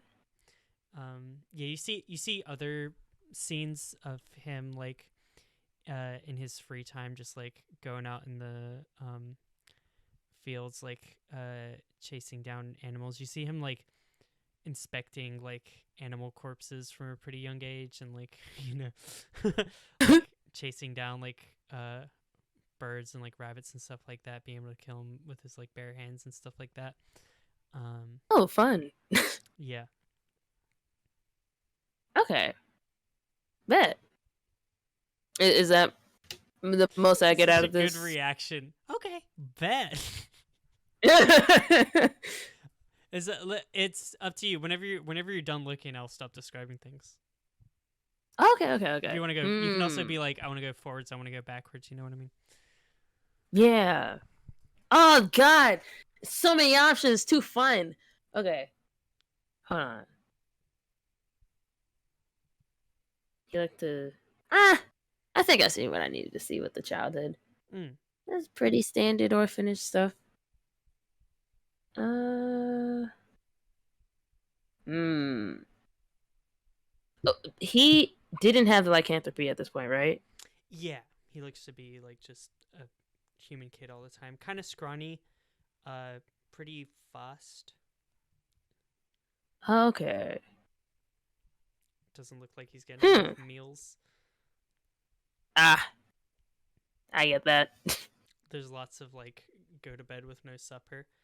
I think the more time you spend there, the more you see like he's like ostracized from the other kids and seems to be like looked at as like some sort of cursed child.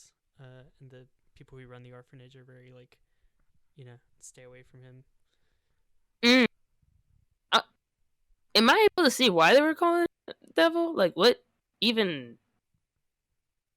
I think yeah, like if you spend more time here, like definitely you start to see like there's like a lack of comfort with the fact that he's like really into dead animals. He also seems to be like a little bit perhaps like socially inept or like off in some ways. Like he doesn't seem like is interested in like participating in like certain discussions. And yeah, like he also like you see like most of the kids like have a neutral to positive relationship with like the nuns that are like running this orphanage, but he like tends to like skitter out of the way of like a lot of them and like most people in general. Okay. Gotcha. I'm gonna move forward straight to like when the fuck this bitch get this lycanthropy and where the hell did you get it from? Cause that's not fair. You scroll, you catch the first time you kind of like catch a werewolf in your vision. You see he's actually he seems to be somewhat older. It seems like he's not living in the orphanage anymore, but like on the streets or something like that. You see like him hanging out with a kind of like motley crew of like different people and different species, as they're just kind of like drinking and like he's still like probably a preteen at this point, wearing Mm-mm. like just like dirty clothes. But you see them like watching a TV, um, and you see them watching uh, something you recognize as the Tournament of Champions, which is kind of the predecessor to the Tournament of Proxima that you competed in. It's still active, Yeah. but there a lot less people watch it because it's a tournament between bounty hunters. And in recent years, it's become known as being like a little bit more lame, like it's too controlled, like there's too many rules, versus like Proxima is just like all out, like, criminals like killing each other, Like you couldn't have Yeah. someone explode someone else's pet frog in the Tournament of Champions anymore. Boo. But you see him watching old one with it seems to be like the old crew of Helios, and him watching one of the famed bounty hunters, a doll, Ooh. who turns into a werewolf in the middle of the fight and starts like tearing into people. And you see his like eyes Damn. kind of like lighting up as he's like very drawn to like the screen. And him like continuing to watch it after like a lot of the other people have like moved on. You continue like watching, like a few years later you see him like investigating and searching through like you'll catch him, he'll get caught like behind like a hospital or something, like going through like the medical waste. You know Oh, what I mean? whoa. Just like Yeah. searching desperately to get his hands on lycanthropy. You see finally seems to be like this fateful day where he like infiltrates what seems to be like a support meeting for people with lycanthropy, like living with it, in kind of like a Alcoholics Anonymous type situation. They're like sitting in a circle in chairs or whatever. You watch him like still this like scrawny kid, by the way, like break in, like hold a knife to the neck of like one of the people sitting in the circle. You watch him like drag the person like out as they like rage and just kind of like wolf out. And you see him like actively like shove his arm into the person's mouth and like have him like clamp down. And then you see him like running. You see the person like scars him up like quite a bit as he's like sprinting away. And the rest of the people try to restrain both the person and him. But you see him like slip away, and just kind of like hide in a alley, just kind of like his eyes like darting around. And then later on, like the next full moon, you see him like fully lycanthropized for the first time. And after that, he seems to be a lot more active in like committing like violence and stuff. Like before, it seemed like the vibe of like what he can get away with, you know what I mean? But he's still like this scrawny kid. He gets put behind bars a lot. Like he's not like the best, but he always seems to be driven just by like creating chaos. Like he's really like stealing like food to eat necessarily. Like he seems to just have more this like burn everything type attitude. But yeah, you see like post that, like every full moon he's just completely wilding out. Like there's like this kind of like lack of confidence or whatever in him is like evaporated when he's a werewolf. Okay. Huh. What a character arc. What a character arc. A lot of work you put in there, Mal. Pat self. Right. Big pats to Mal. For this character that might have just got shot by Grape and never. Damn. Okay. Woo. Do I know why Crepe shot Nah, and you never really got to talk to Crepe either about it, because Crepe just said like he's really angry and he wants to kill him, like he knows that guy. And never really explained to you like before the whole mission where you rescued him, and then Crepe did shoot him while you were unconscious, and then you kicked Crepe off, and then Crepe was unconscious for a while and got stolen and put in prison. So you never really got to have like a face-to-face with Crepe about like that whole situation. So All I know is just that Crepe did it. I just don't know why. Crepe seemed to know him and be very personally like have a vendetta. Could I feel like You know, just search because for that came Crepe. to my brain, yeah, I feel like Fu would look for Crepe. Like, why? Yeah, I mean, you skip years and years ahead. You see him join up with like the freaks. You see he has people put under him, although he proves like time and time again to not really be like a team player. Like continuously like eating his fellow gang members, to the point where they just start to kind of like send him off on his own. And as you're like going through, you finally spot like a glimpse of Crepe. As you see this like I want to see. Give me a nature check. Oh, baby, another roll. I'd say relatively low DC. It's not like 24. woo. Yeah, you recognize this as being somewhere on the planet of or the moon of Charon, depending on what political affiliation you have. If it's a planet or a moon. It's a moon that is of about equal size to Pluto. People on Charon would say that they're the planet and Pluto's the moon. Pluto would argue the opposite. What'd you say? I was just laughing at it because I was like, wow. Yeah. Neither one is part of the Solar Interplanetary Alliance, so neither one of them is formally recognized as a planet. But that seems to be like a decision that they both made in order to like be able to just, you know, fuck around and not have regulations on them. Yeah.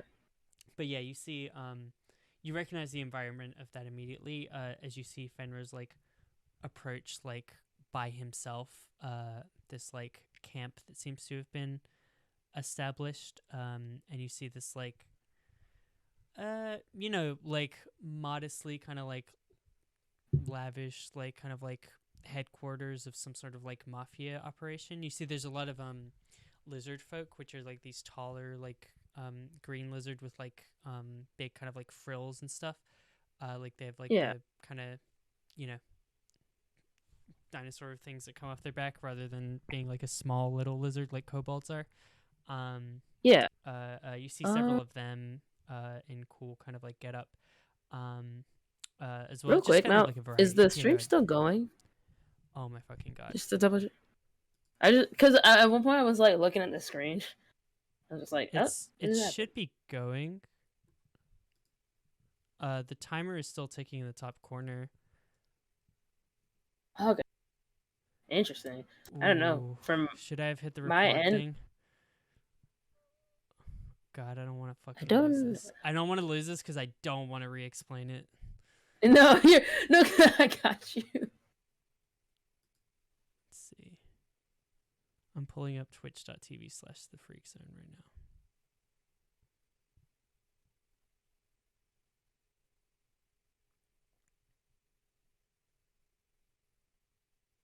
I'm nervous because I saw the up next thing and I was like, wait.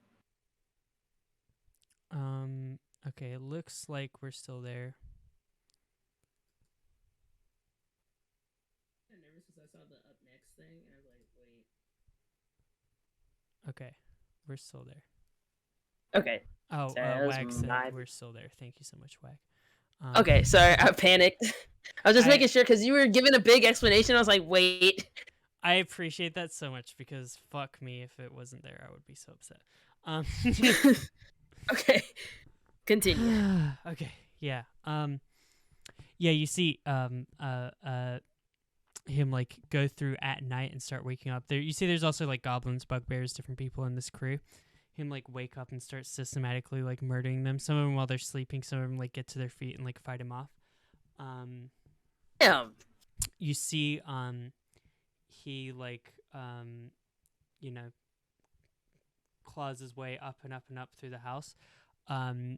You see he like watches like these footsteps like dash off like up a staircase up onto the roof, and he like follows suit, just like hunting. You see like the vibes you get are like the same, like him as a kid like chasing like a bird through like the the like garden is like the same vibes as he's like chasing this full grown man as a werewolf. Like he's just like in the hunt or whatever. He pops out up onto the roof. It's like raining, very dramatic. And you catch like a brief you catch Jesus. You catch a brief glimpse of like a red little tail like sneaking off into the corner. Fenris doesn't seem to notice it. But you were like, that's probably Crepe. But yeah, you see Fenris like standing on top of this building as he faces off against this like kind of like dude who's like dressed as like a pirate. You recognize this dude's pirate clothes as being like the same kind of like hat and jacket that Crepe wears. But they're like on this lizard folk, and you see that Crepe's stuff that he wears is like oversized, but they're like perfectly sized for this guy. You see he like you see he like speaks with this like kind of cool Italian accent that I'm gonna butcher. You see he just like pulls out like a rapier and says, "So it's you who want to bring my end." What do fucking Italian people say? They don't say amigo. Oh wait, no, he's Spanish. Shit, he's Spanish. He says, "So it's you who want to bring my end, amigo." And you see, I don't know why I was waiting for Fenris to respond. I'm Fenris. You see all. You say, you see Fenris says, Captain Kazook, a worthy foe. You see, the captain, kind of like, surveys like the situation, says, "Or will you be the one in the ground, Fenris the Ferocious? En garde!" And just like leaps for him, and the two like duel. You watch this guy with his crazy sword blade. You see he continues to talk the entire time he's using his sword, and the sword seems to be like moving like with this incredible like unbelievable speed as it just like stabs into Fenris over and over again, as Fenris kind of like, you're seeing it mostly from his perspective, so you see like the pain as he like claws and claws and claws. It's a very hard won battle. You see he like takes off the tip of Fenris's ear in the process. And you see Fenris finally like pushes him to the ground, like brutally fucking like rips his flesh out and like starts feasting or whatever. And grab the sword along with like a bunch of other possessions as he like walks away from the like kind of mansion as it like burns down.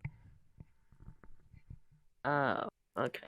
I'm actually gonna say they lived inside of a pirate boat and not a mansion. I changed my mind. Okay. It was like one of those stationary pirate boats. It's like one of those like, we used to use this as a boat. Now it's like, now we live out of it. On land. Now it's a house. Now it's a house. Yeah. And he. Okay. Yeah, you see, he like walks away from the fire. Shit. Yeah, I feel like that's what Fouchette would say. You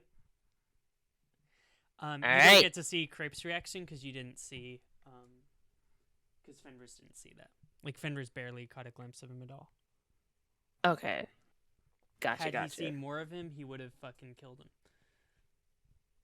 him. Very true. All right. Well, let's go to.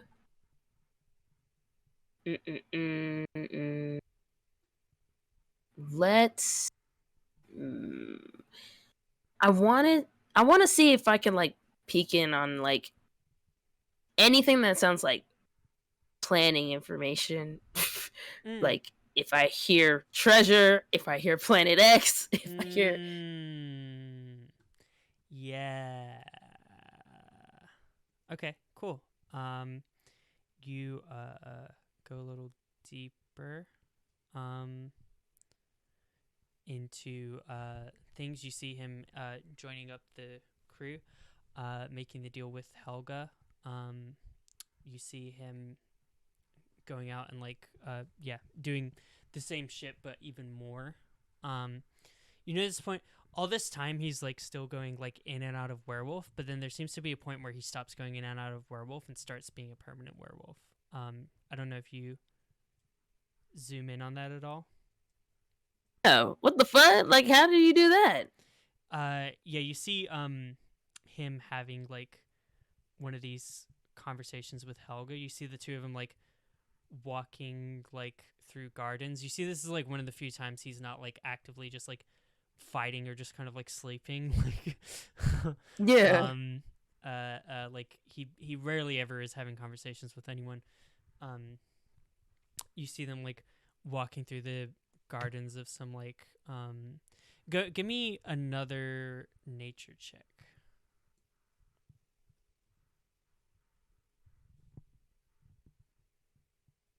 26. 26, gotcha. As they're walking, you see he talks. He's like they're like under the light of the full moon, and he is mentioning about like how he wishes he could be a werewolf forever, and like he still feels the need to like hide himself, in circumstances when he's like out of werewolf form. And you hear Helga, you hear her voice for the first time, this like slug wearing this like kind of like black like priestess kind of like robe type deal, just kind of like nodding along to him and saying like, I am well versed in curses and the occult. I could perhaps make the curse of yours permanent so that you would never have to return to that measly human form. And you see Fenris crack like a smile for like almost the first time you've ever really seen since he was like, maybe since he was even like a child and just was playing alone in the woods, was like maybe the only other time you've seen him smile.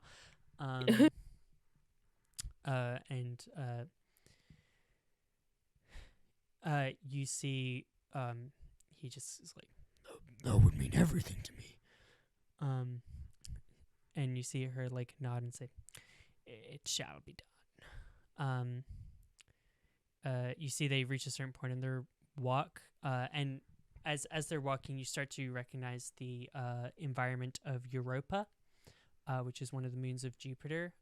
It's like this big, like green, lush moon with like lakes and all that. It's like very Earth-like. There's like satyrs and like different like centaurs and stuff like that living on there. It's like a very famed like vacation destination spot almost. But you see them walking. Yeah, you see them walking through this like somewhat like rural area. Like it looks to be like just fields and kind of like farmland around here. You see they kind of like stop by this lake and are just kind of like reflecting for a moment. And you hear Fenris say, I hate to say this, but thank you for everything. I feel as though I finally found my rightful place amongst the stars. You see she like nods and she says, "Very few will ever understand our way, but we see the truth more clearly than any of them ever could. They do not know what horrors this galaxy can inflict upon those who are not worthy of, who are not deemed worthy of seeing its fruits. We are the trampled on, and we will be trampled on no more. You will always have a home amongst us." You see she like looks kind of like wistful and says, "If ever there was a reason why we are separated, I want you to meet us here." And she like gestures to the like lake in front of them. And you see he like nods and says, Understood.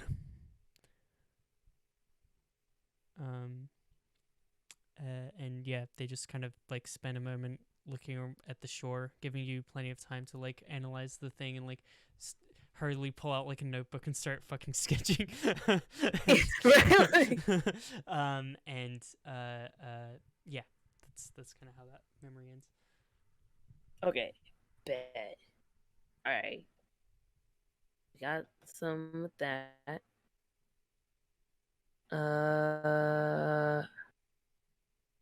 Shit. I don't. Hit them at the lake. I guess. Can I see when it all goes down? With Like, Fenris yeah, being captured. yeah. Like, if I could try to peep to see any clue Yeah, of well, I guess you betrayal. mentioned because you wanted to see like if they're having meetings and stuff like that. You see, there's like a sequence of meetings. Like you see Fenris is like sitting there looking like surly and frustrated through like a bunch of parties that are happening on the ship. You recognize Nathan the Nasty, with his signature fucking like mohawk. He's like this human pilot of the ship. Which, by the way, it's the Rat Bastard is the name of their ship. You see, Rat bastard. That's very different from the Harvey Oswald.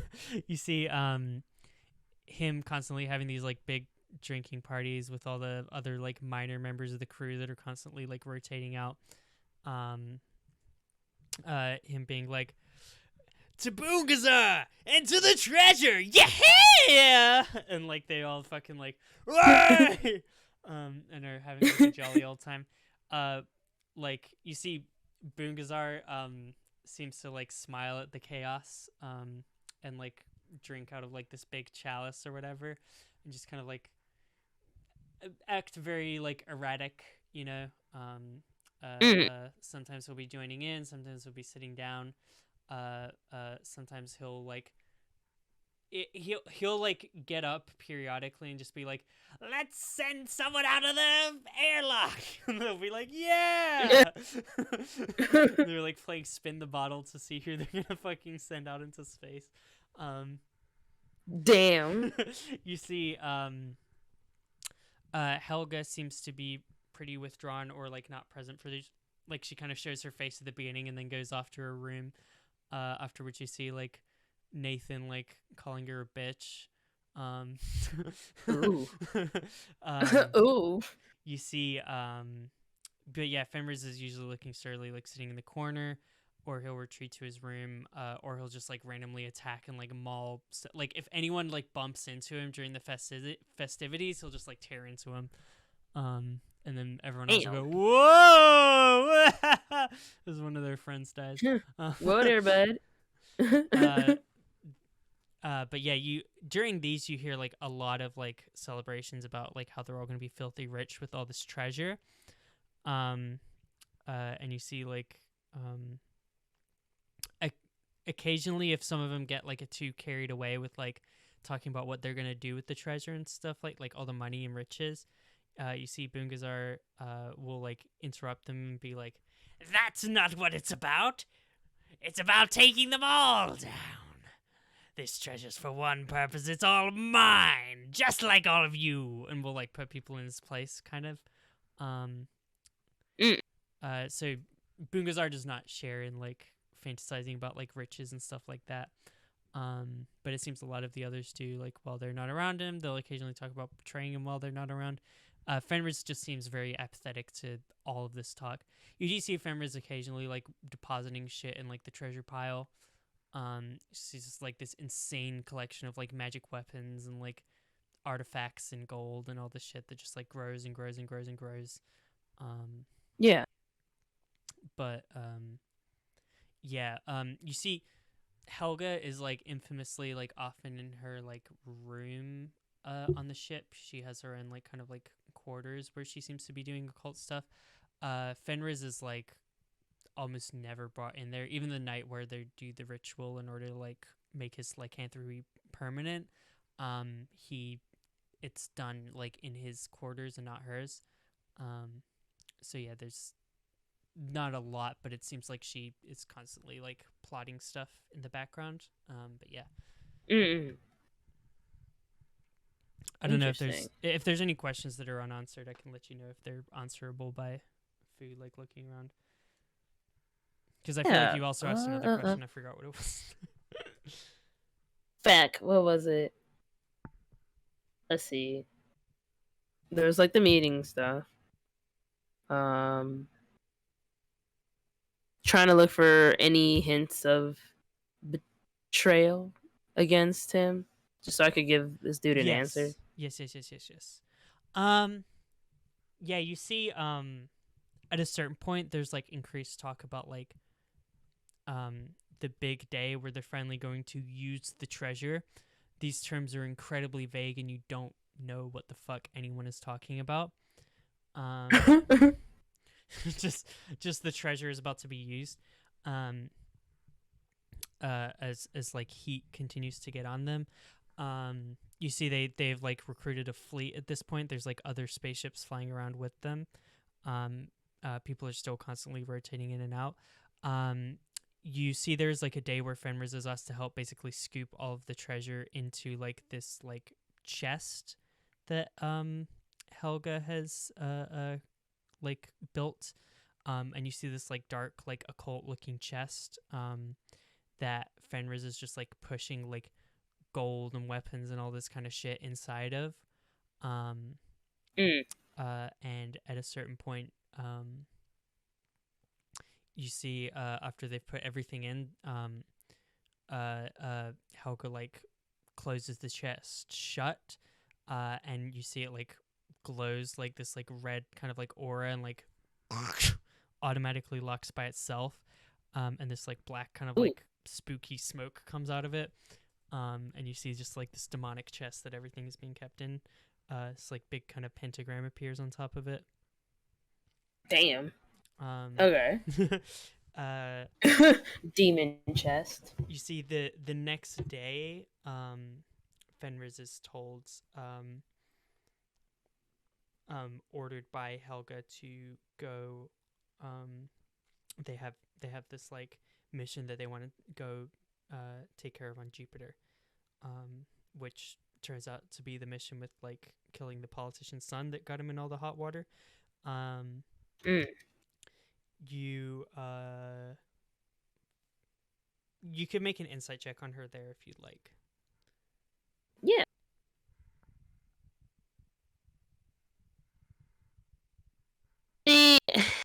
I just why 5. am I good at like the nature stuff?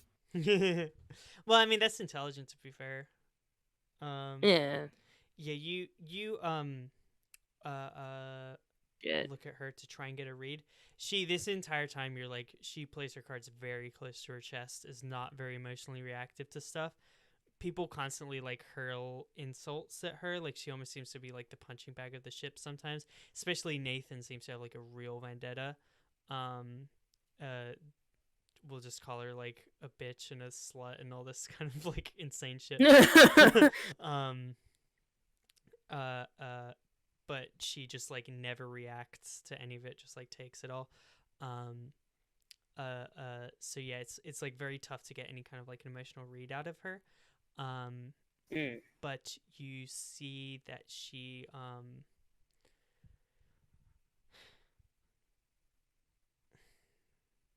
even on a low insight check, you see that there is like some sort of somberness to her tone there, but you can't really like read much else into it. I guess also nobody else around her seems to really like acknowledge, like, even though you weigh that there's maybe a little bit more heaviness in this situation that there would normally be. So there's like some significance to what she's saying. No one else seems to be paying any like attention. Like no one else seems fazed by it. Okay. I got you. I'm like writing so much as you're like talking. Oh, you're writing this? Damn. The Mal rant. The Mal rant. Okay. Well, I didn't find much for you there, Fenris. Are there any mentions of like Planet X possible locations? If it's even real, or does that ever come up in conversation? There's a lot of mention again when I talked about how they're finally going to use the treasure and Yeah. stuff like that. They're also Bungazar keeps like going on about like a place where no one's ever gone before, but like, Damn it! Ugh! Fuck Yeah, this guy. You don't get a lot out of that. And it seems the vibe you get is like nobody else on the ship, like other than Helga and Bungazar, seem to have any more like clued into like what the plan is than the general public. I see. Bunch of morons that are all dead now. Okay. And like Yeah. Fenris was the last surviving member of this crew, so like Shit. like, Yeah. Helga, Nathan, like all these like minor people all died. Bungazar was like killed on national television, after to like answer for his crimes. I thought we didn't know where Helga was. No, it was, I mean, at least according to like the Helios report, the bounty hunters that took them down, they said that they killed Helga. Okay. I got She you. summoned a portal, like her kind of like last action was to summon a portal where she sent the ship, but she herself was like killed Okay. after that. So she did not go through the portal, just the ship did. But everyone else like as far as you can trust Helios, like, was killed. Yeah. Okay.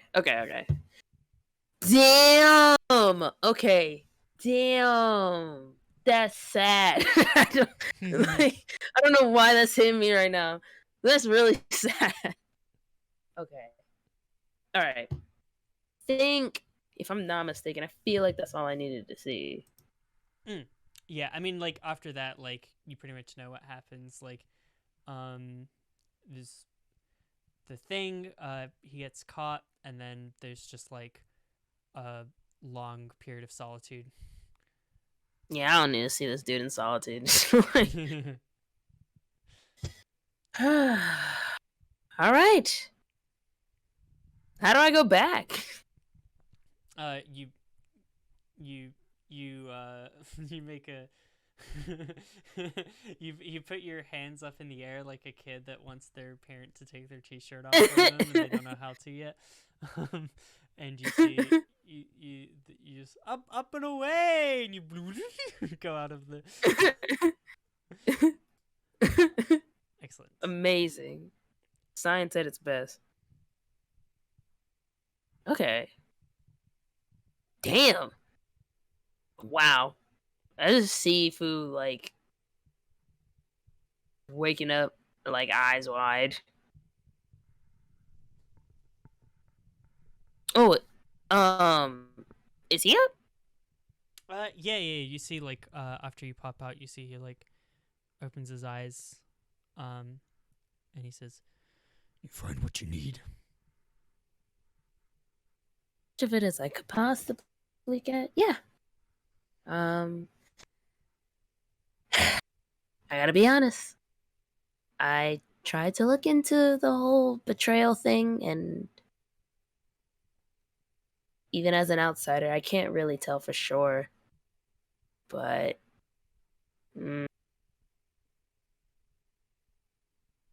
my gut feels like it wasn't normal. But I don't know how much you could trust that. I don't know you guys' relationship as well as you do.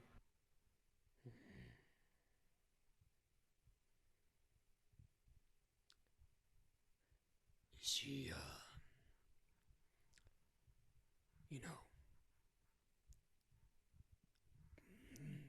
the captain and Helga and all the others, are they still on the run? Whatever happened? If they were on the run? Okay. Fu would kind of look to down and be like, "No, it unfortunately it seems as though they got by bounty hunters. You're pretty much all that's left." You see, he like nods, and looks up and says, She.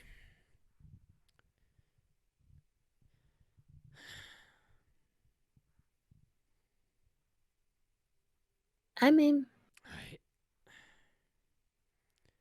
I want to believe that lake.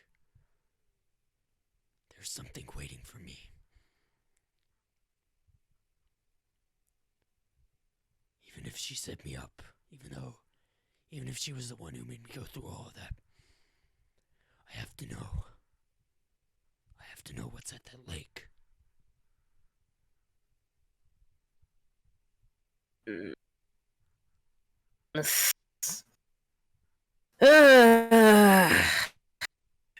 gosh, that's.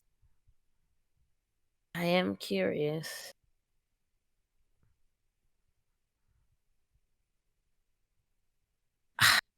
It's just. Damn. Damn. Damn it. Hey, this is hard mode D&D. This isn't babies D. You're not a good guy that just gets to be like, oh, a bad guy, punch, game over. There's a lot of factors here. There's a lot of things to consider. I literally, I feel like Yeah. every single time I'm thinking about saying something, I'm just like, wait.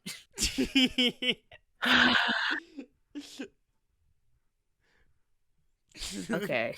This is like a fucking deeply like harassment campaign of me towards Poppy. It's just me trying to fucking bully you in the most fucking psychologically tormenting way possible. Lot of stuff on the table. Fouchette sweat. Foo sweat.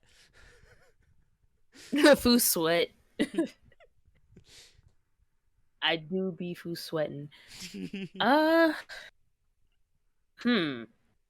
Yeah, I think Pooh's about to do her usual thing of just kind of like going into deep thought.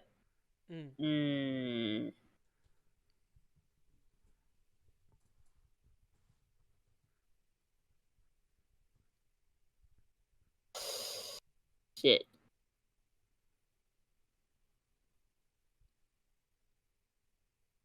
Take him at the lake. Fuck.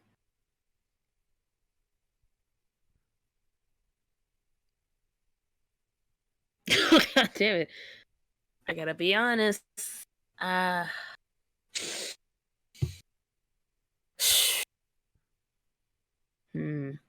me you can make either an insight or an investigation check or both if you'd like. Okay. Yeah, maybe that might help. Can give you a little bit more some pointers. And then So I'll just do 18 insight just in case. Yeah, an insight just in case. 20 insight.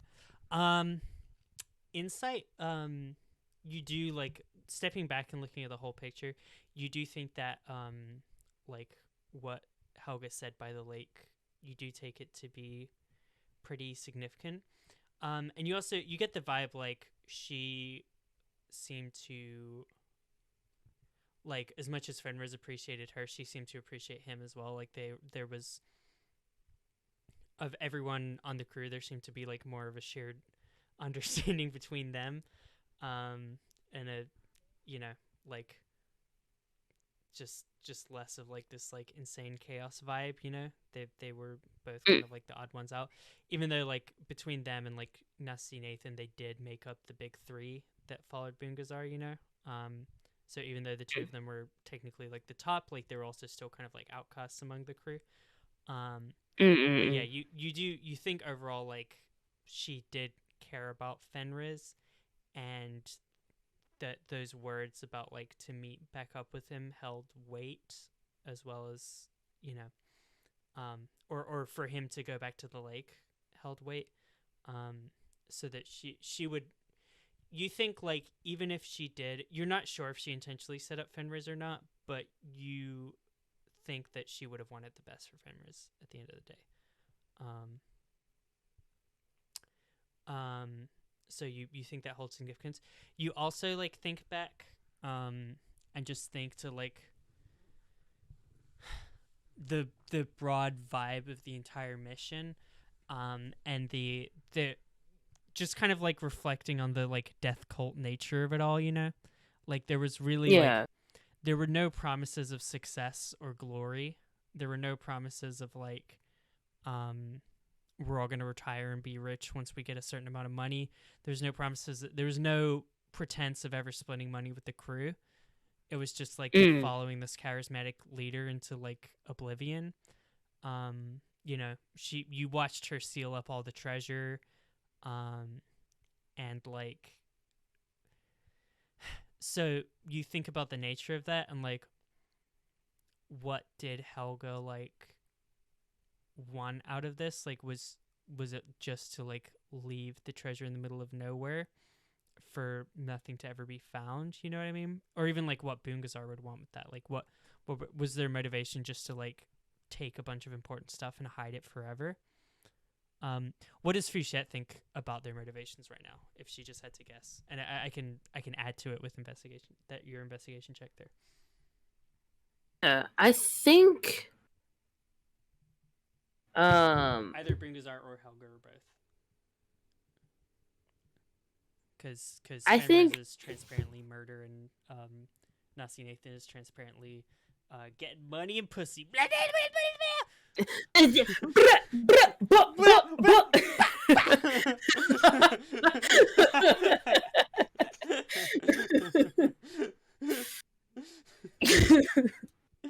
Oh man. Okay. I mean, from the conversations that Helga had, and I feel like Fu might still be influenced by what like Yara was talking about, but thinking maybe in some weird way they were trying to do what Yara was trying to do and what other people were trying to do, like just trying to shift and change the world, I guess, was their main priority. Maybe this treasure came second.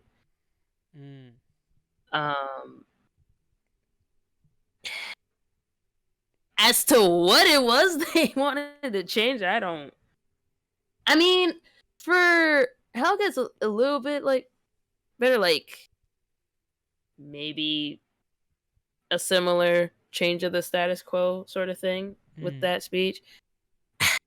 I don't think Fu really fully understands what was motivating like Bungasar, to be honest, because that kind of mindset is a little bit different. He would definitely probably be the most enigmatic. Yeah, like where even it's just like investigate would not get you a whole lot on Bungasar. I feel like. Yeah, I don't think so.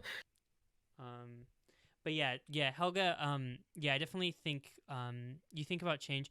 You kind of also go back through like the memories of like different places that Fenris took out while he was like part of the crew. And you see that he continually like it was people with power, like that he was like robbing time and time again, governments, big companies, like just wealthy landowners, and you like notice things like flashing back to the like treasure pile, like beyond like money and like weapons and stuff like that, there's like documents in there. There's like file folders and shit like that. There's like memos, there's like hard drives and shit like that. And you think about like the nature of the treasure in general, and think like and like it's created a treasure hunt, right? So like it seems almost as if like, as far as you know, the chest didn't destroy it, right? So it's like it seems like it was intentionally leaving something behind to create the current set of circumstances. So like, as much as they like left a treasure behind, you think Helga at least would want it to be found. You know what I mean? Mm. Because like that's like the point of leaving it behind. Like otherwise, like why? You know what I mean? Yeah. Like, why not just destroy all of the stuff that was important to everyone? Why not like give it, like if you're trying to leak like government secrets and stuff like that, like why not just like give it to a news outlet? You know what I mean? Mm-hmm. Like it seems like it wants to be found, so you think there like has to be like a route that she's like left out of there for people to find it. And again, you're just drawing back to that lake, and you think like perhaps Helga wanted Fenris to be the one to find it. Okay. I see. Shit. Which I don't know how Fu is for respecting the wishes of the dead, especially when they're like fucking satanic slug priestesses that have caused like immense amount of chaos. Perhaps she has more respect for that than normal. But yeah, like that's yeah. Damn. But you think that's your biggest lead is the lake. The lake. Okay. Okay. So if you even if you were to completely selfishly pursue the treasure just for yourself and abandon Fenris, like the lake is basically your biggest hook that you have. Okay. I got you. All right. Damn. It brings clarity, but it's still Not I think an as a easier player decision. conflicted. Yeah, it's not an easier decision, but I think after just like sitting in thought for that long. Mm.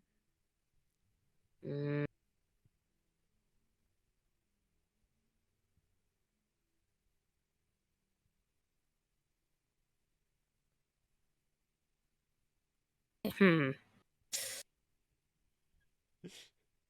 I love this.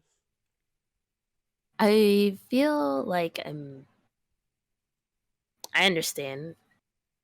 Even from what I saw, it seems cute. You guys have a nice relationship. I just I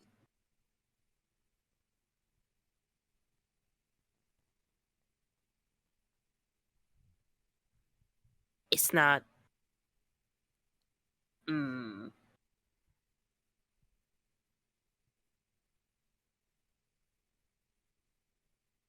I just think it would be a little bit difficult for me to take you there because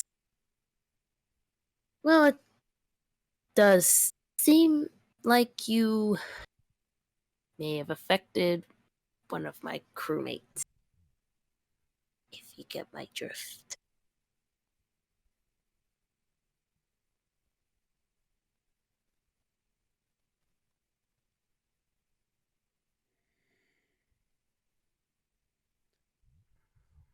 What is it that you're after?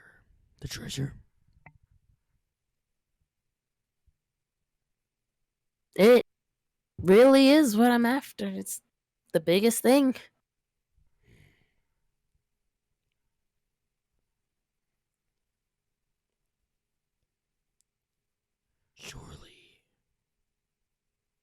Surely you could use me.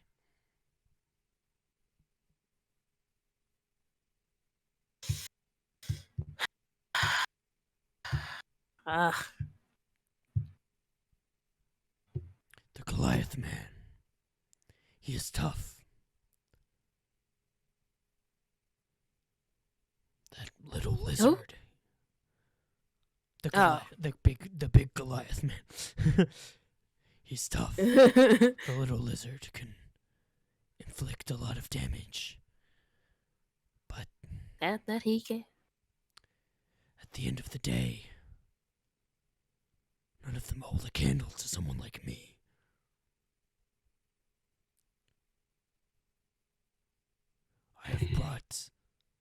empires to the ground.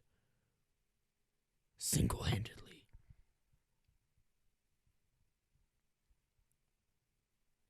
Yeah, but Do what you will at the lake. I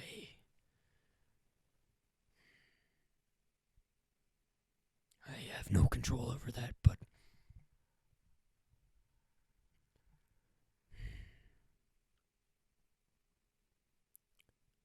why choose the lizard over me?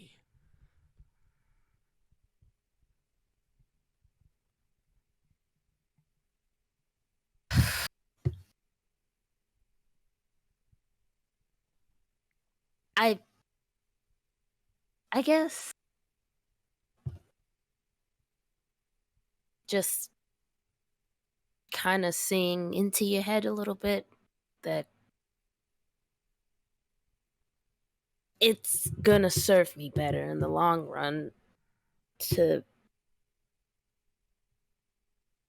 have a reliable crew versus tossing them to the side for, well, that guy I just met. I feel like you would understand that, seeing as you were loyal enough to go down to the end with yours.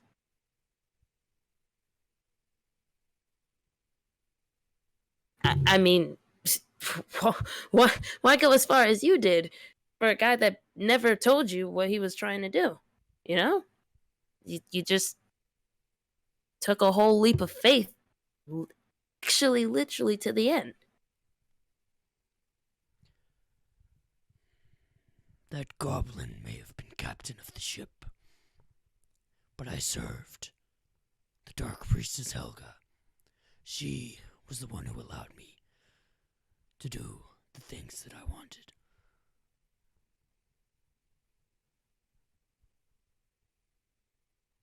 Fair. That's fair.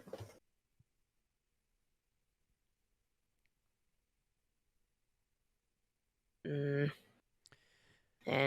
I I understand. guess with her. Sorry, you can No, go ahead. No, you no. We're just no. You go. Come on. I've talked a lot. I understand you are under no incentive to grant my freedom.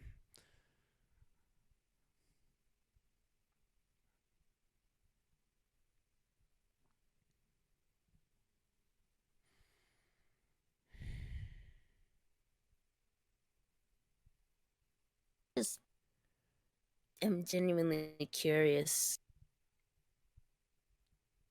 With almost the entire galaxy wanting you dead, and you being the only thing left of your crew, where,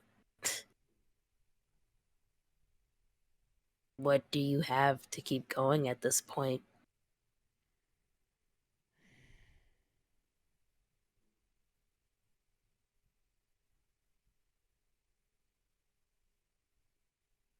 You see, he looks off pensively for like a moment, takes a pause.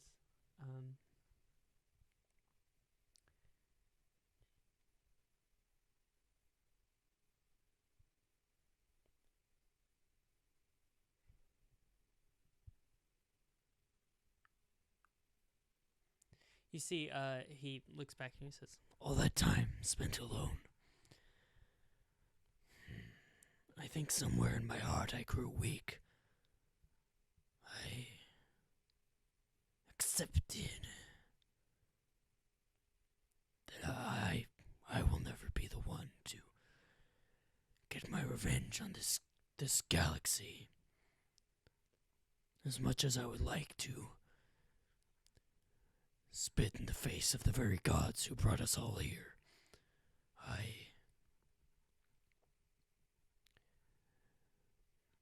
my time has come to an end. But I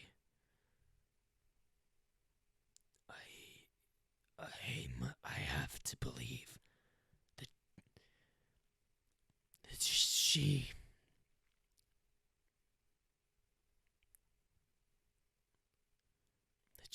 that she understood.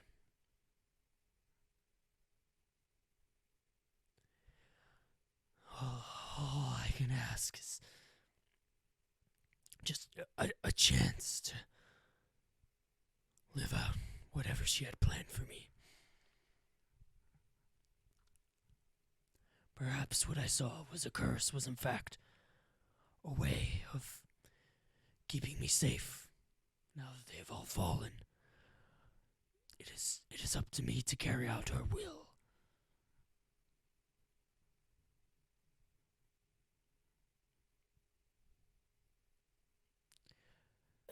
Again, I understand it is not in your interest to have me be part of your crew or take me where I would like to go, but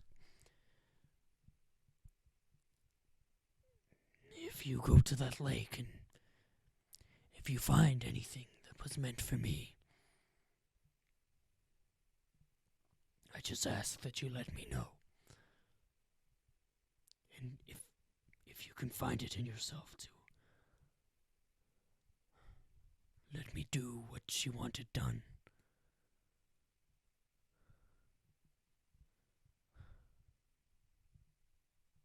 Well, Blue's kind of looking down. I have nothing to offer you but my gratitude.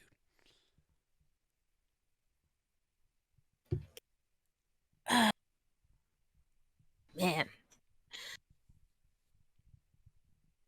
I think I'd be in my lab talking to the werewolf guy right now.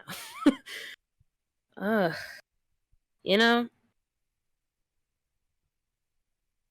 I genuinely have no clue if this is gonna bring you any peace or, well, I don't know if it's peace, but just we're talking as pals. She puts big air quotes right now.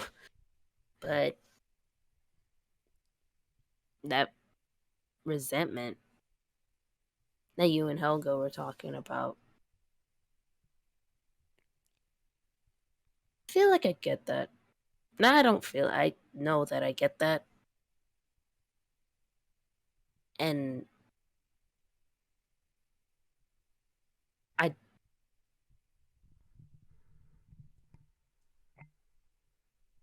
there's a lot of things that need to be fixed right now.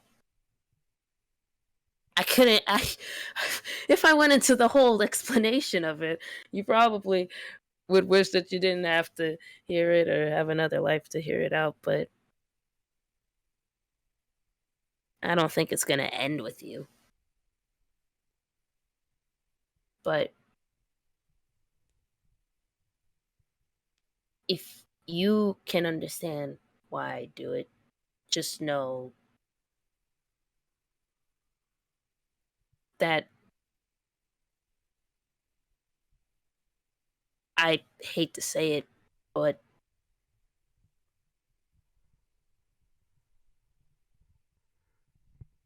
getting rid of you now is gonna help bring what you and Helga wanted to life. But I think you gotta accept that you need a newer vision to do it. If that makes sense.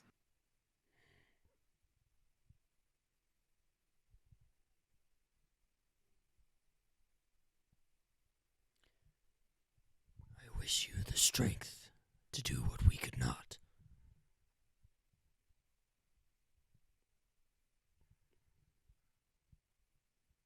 I had the conversation before, but puts a thumbs up. You can trust that I got it.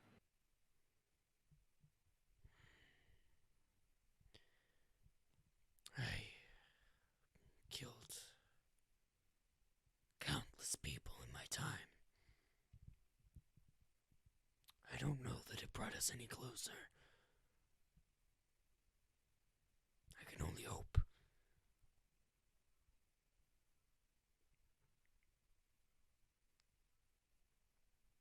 If I am standing in the way of you bringing an end to this cursed society that we live in, then I submit my life to you.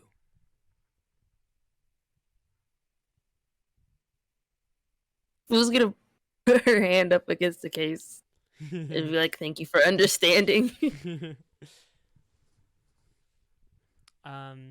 Yeah, you watch as he just sits down, and you see like the like frantic kind of like darting eyes like completely have just glazed over, and he just is kind of like staring at the ground. It looks like there's like tears kind of forming. Mm. At this point, she's gonna ask him, basically, whenever you're ready, I'll just give me the signal, and I'll press the button.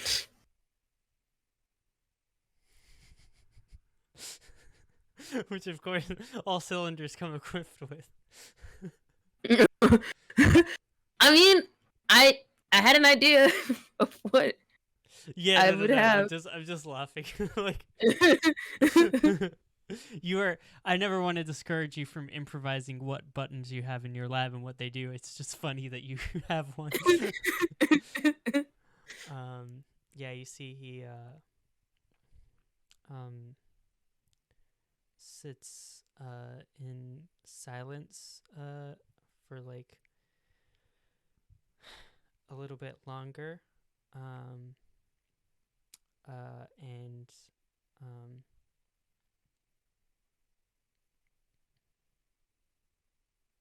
trying to think what he might do in his last moments. He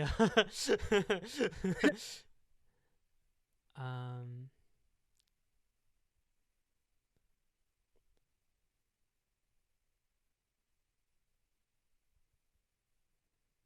um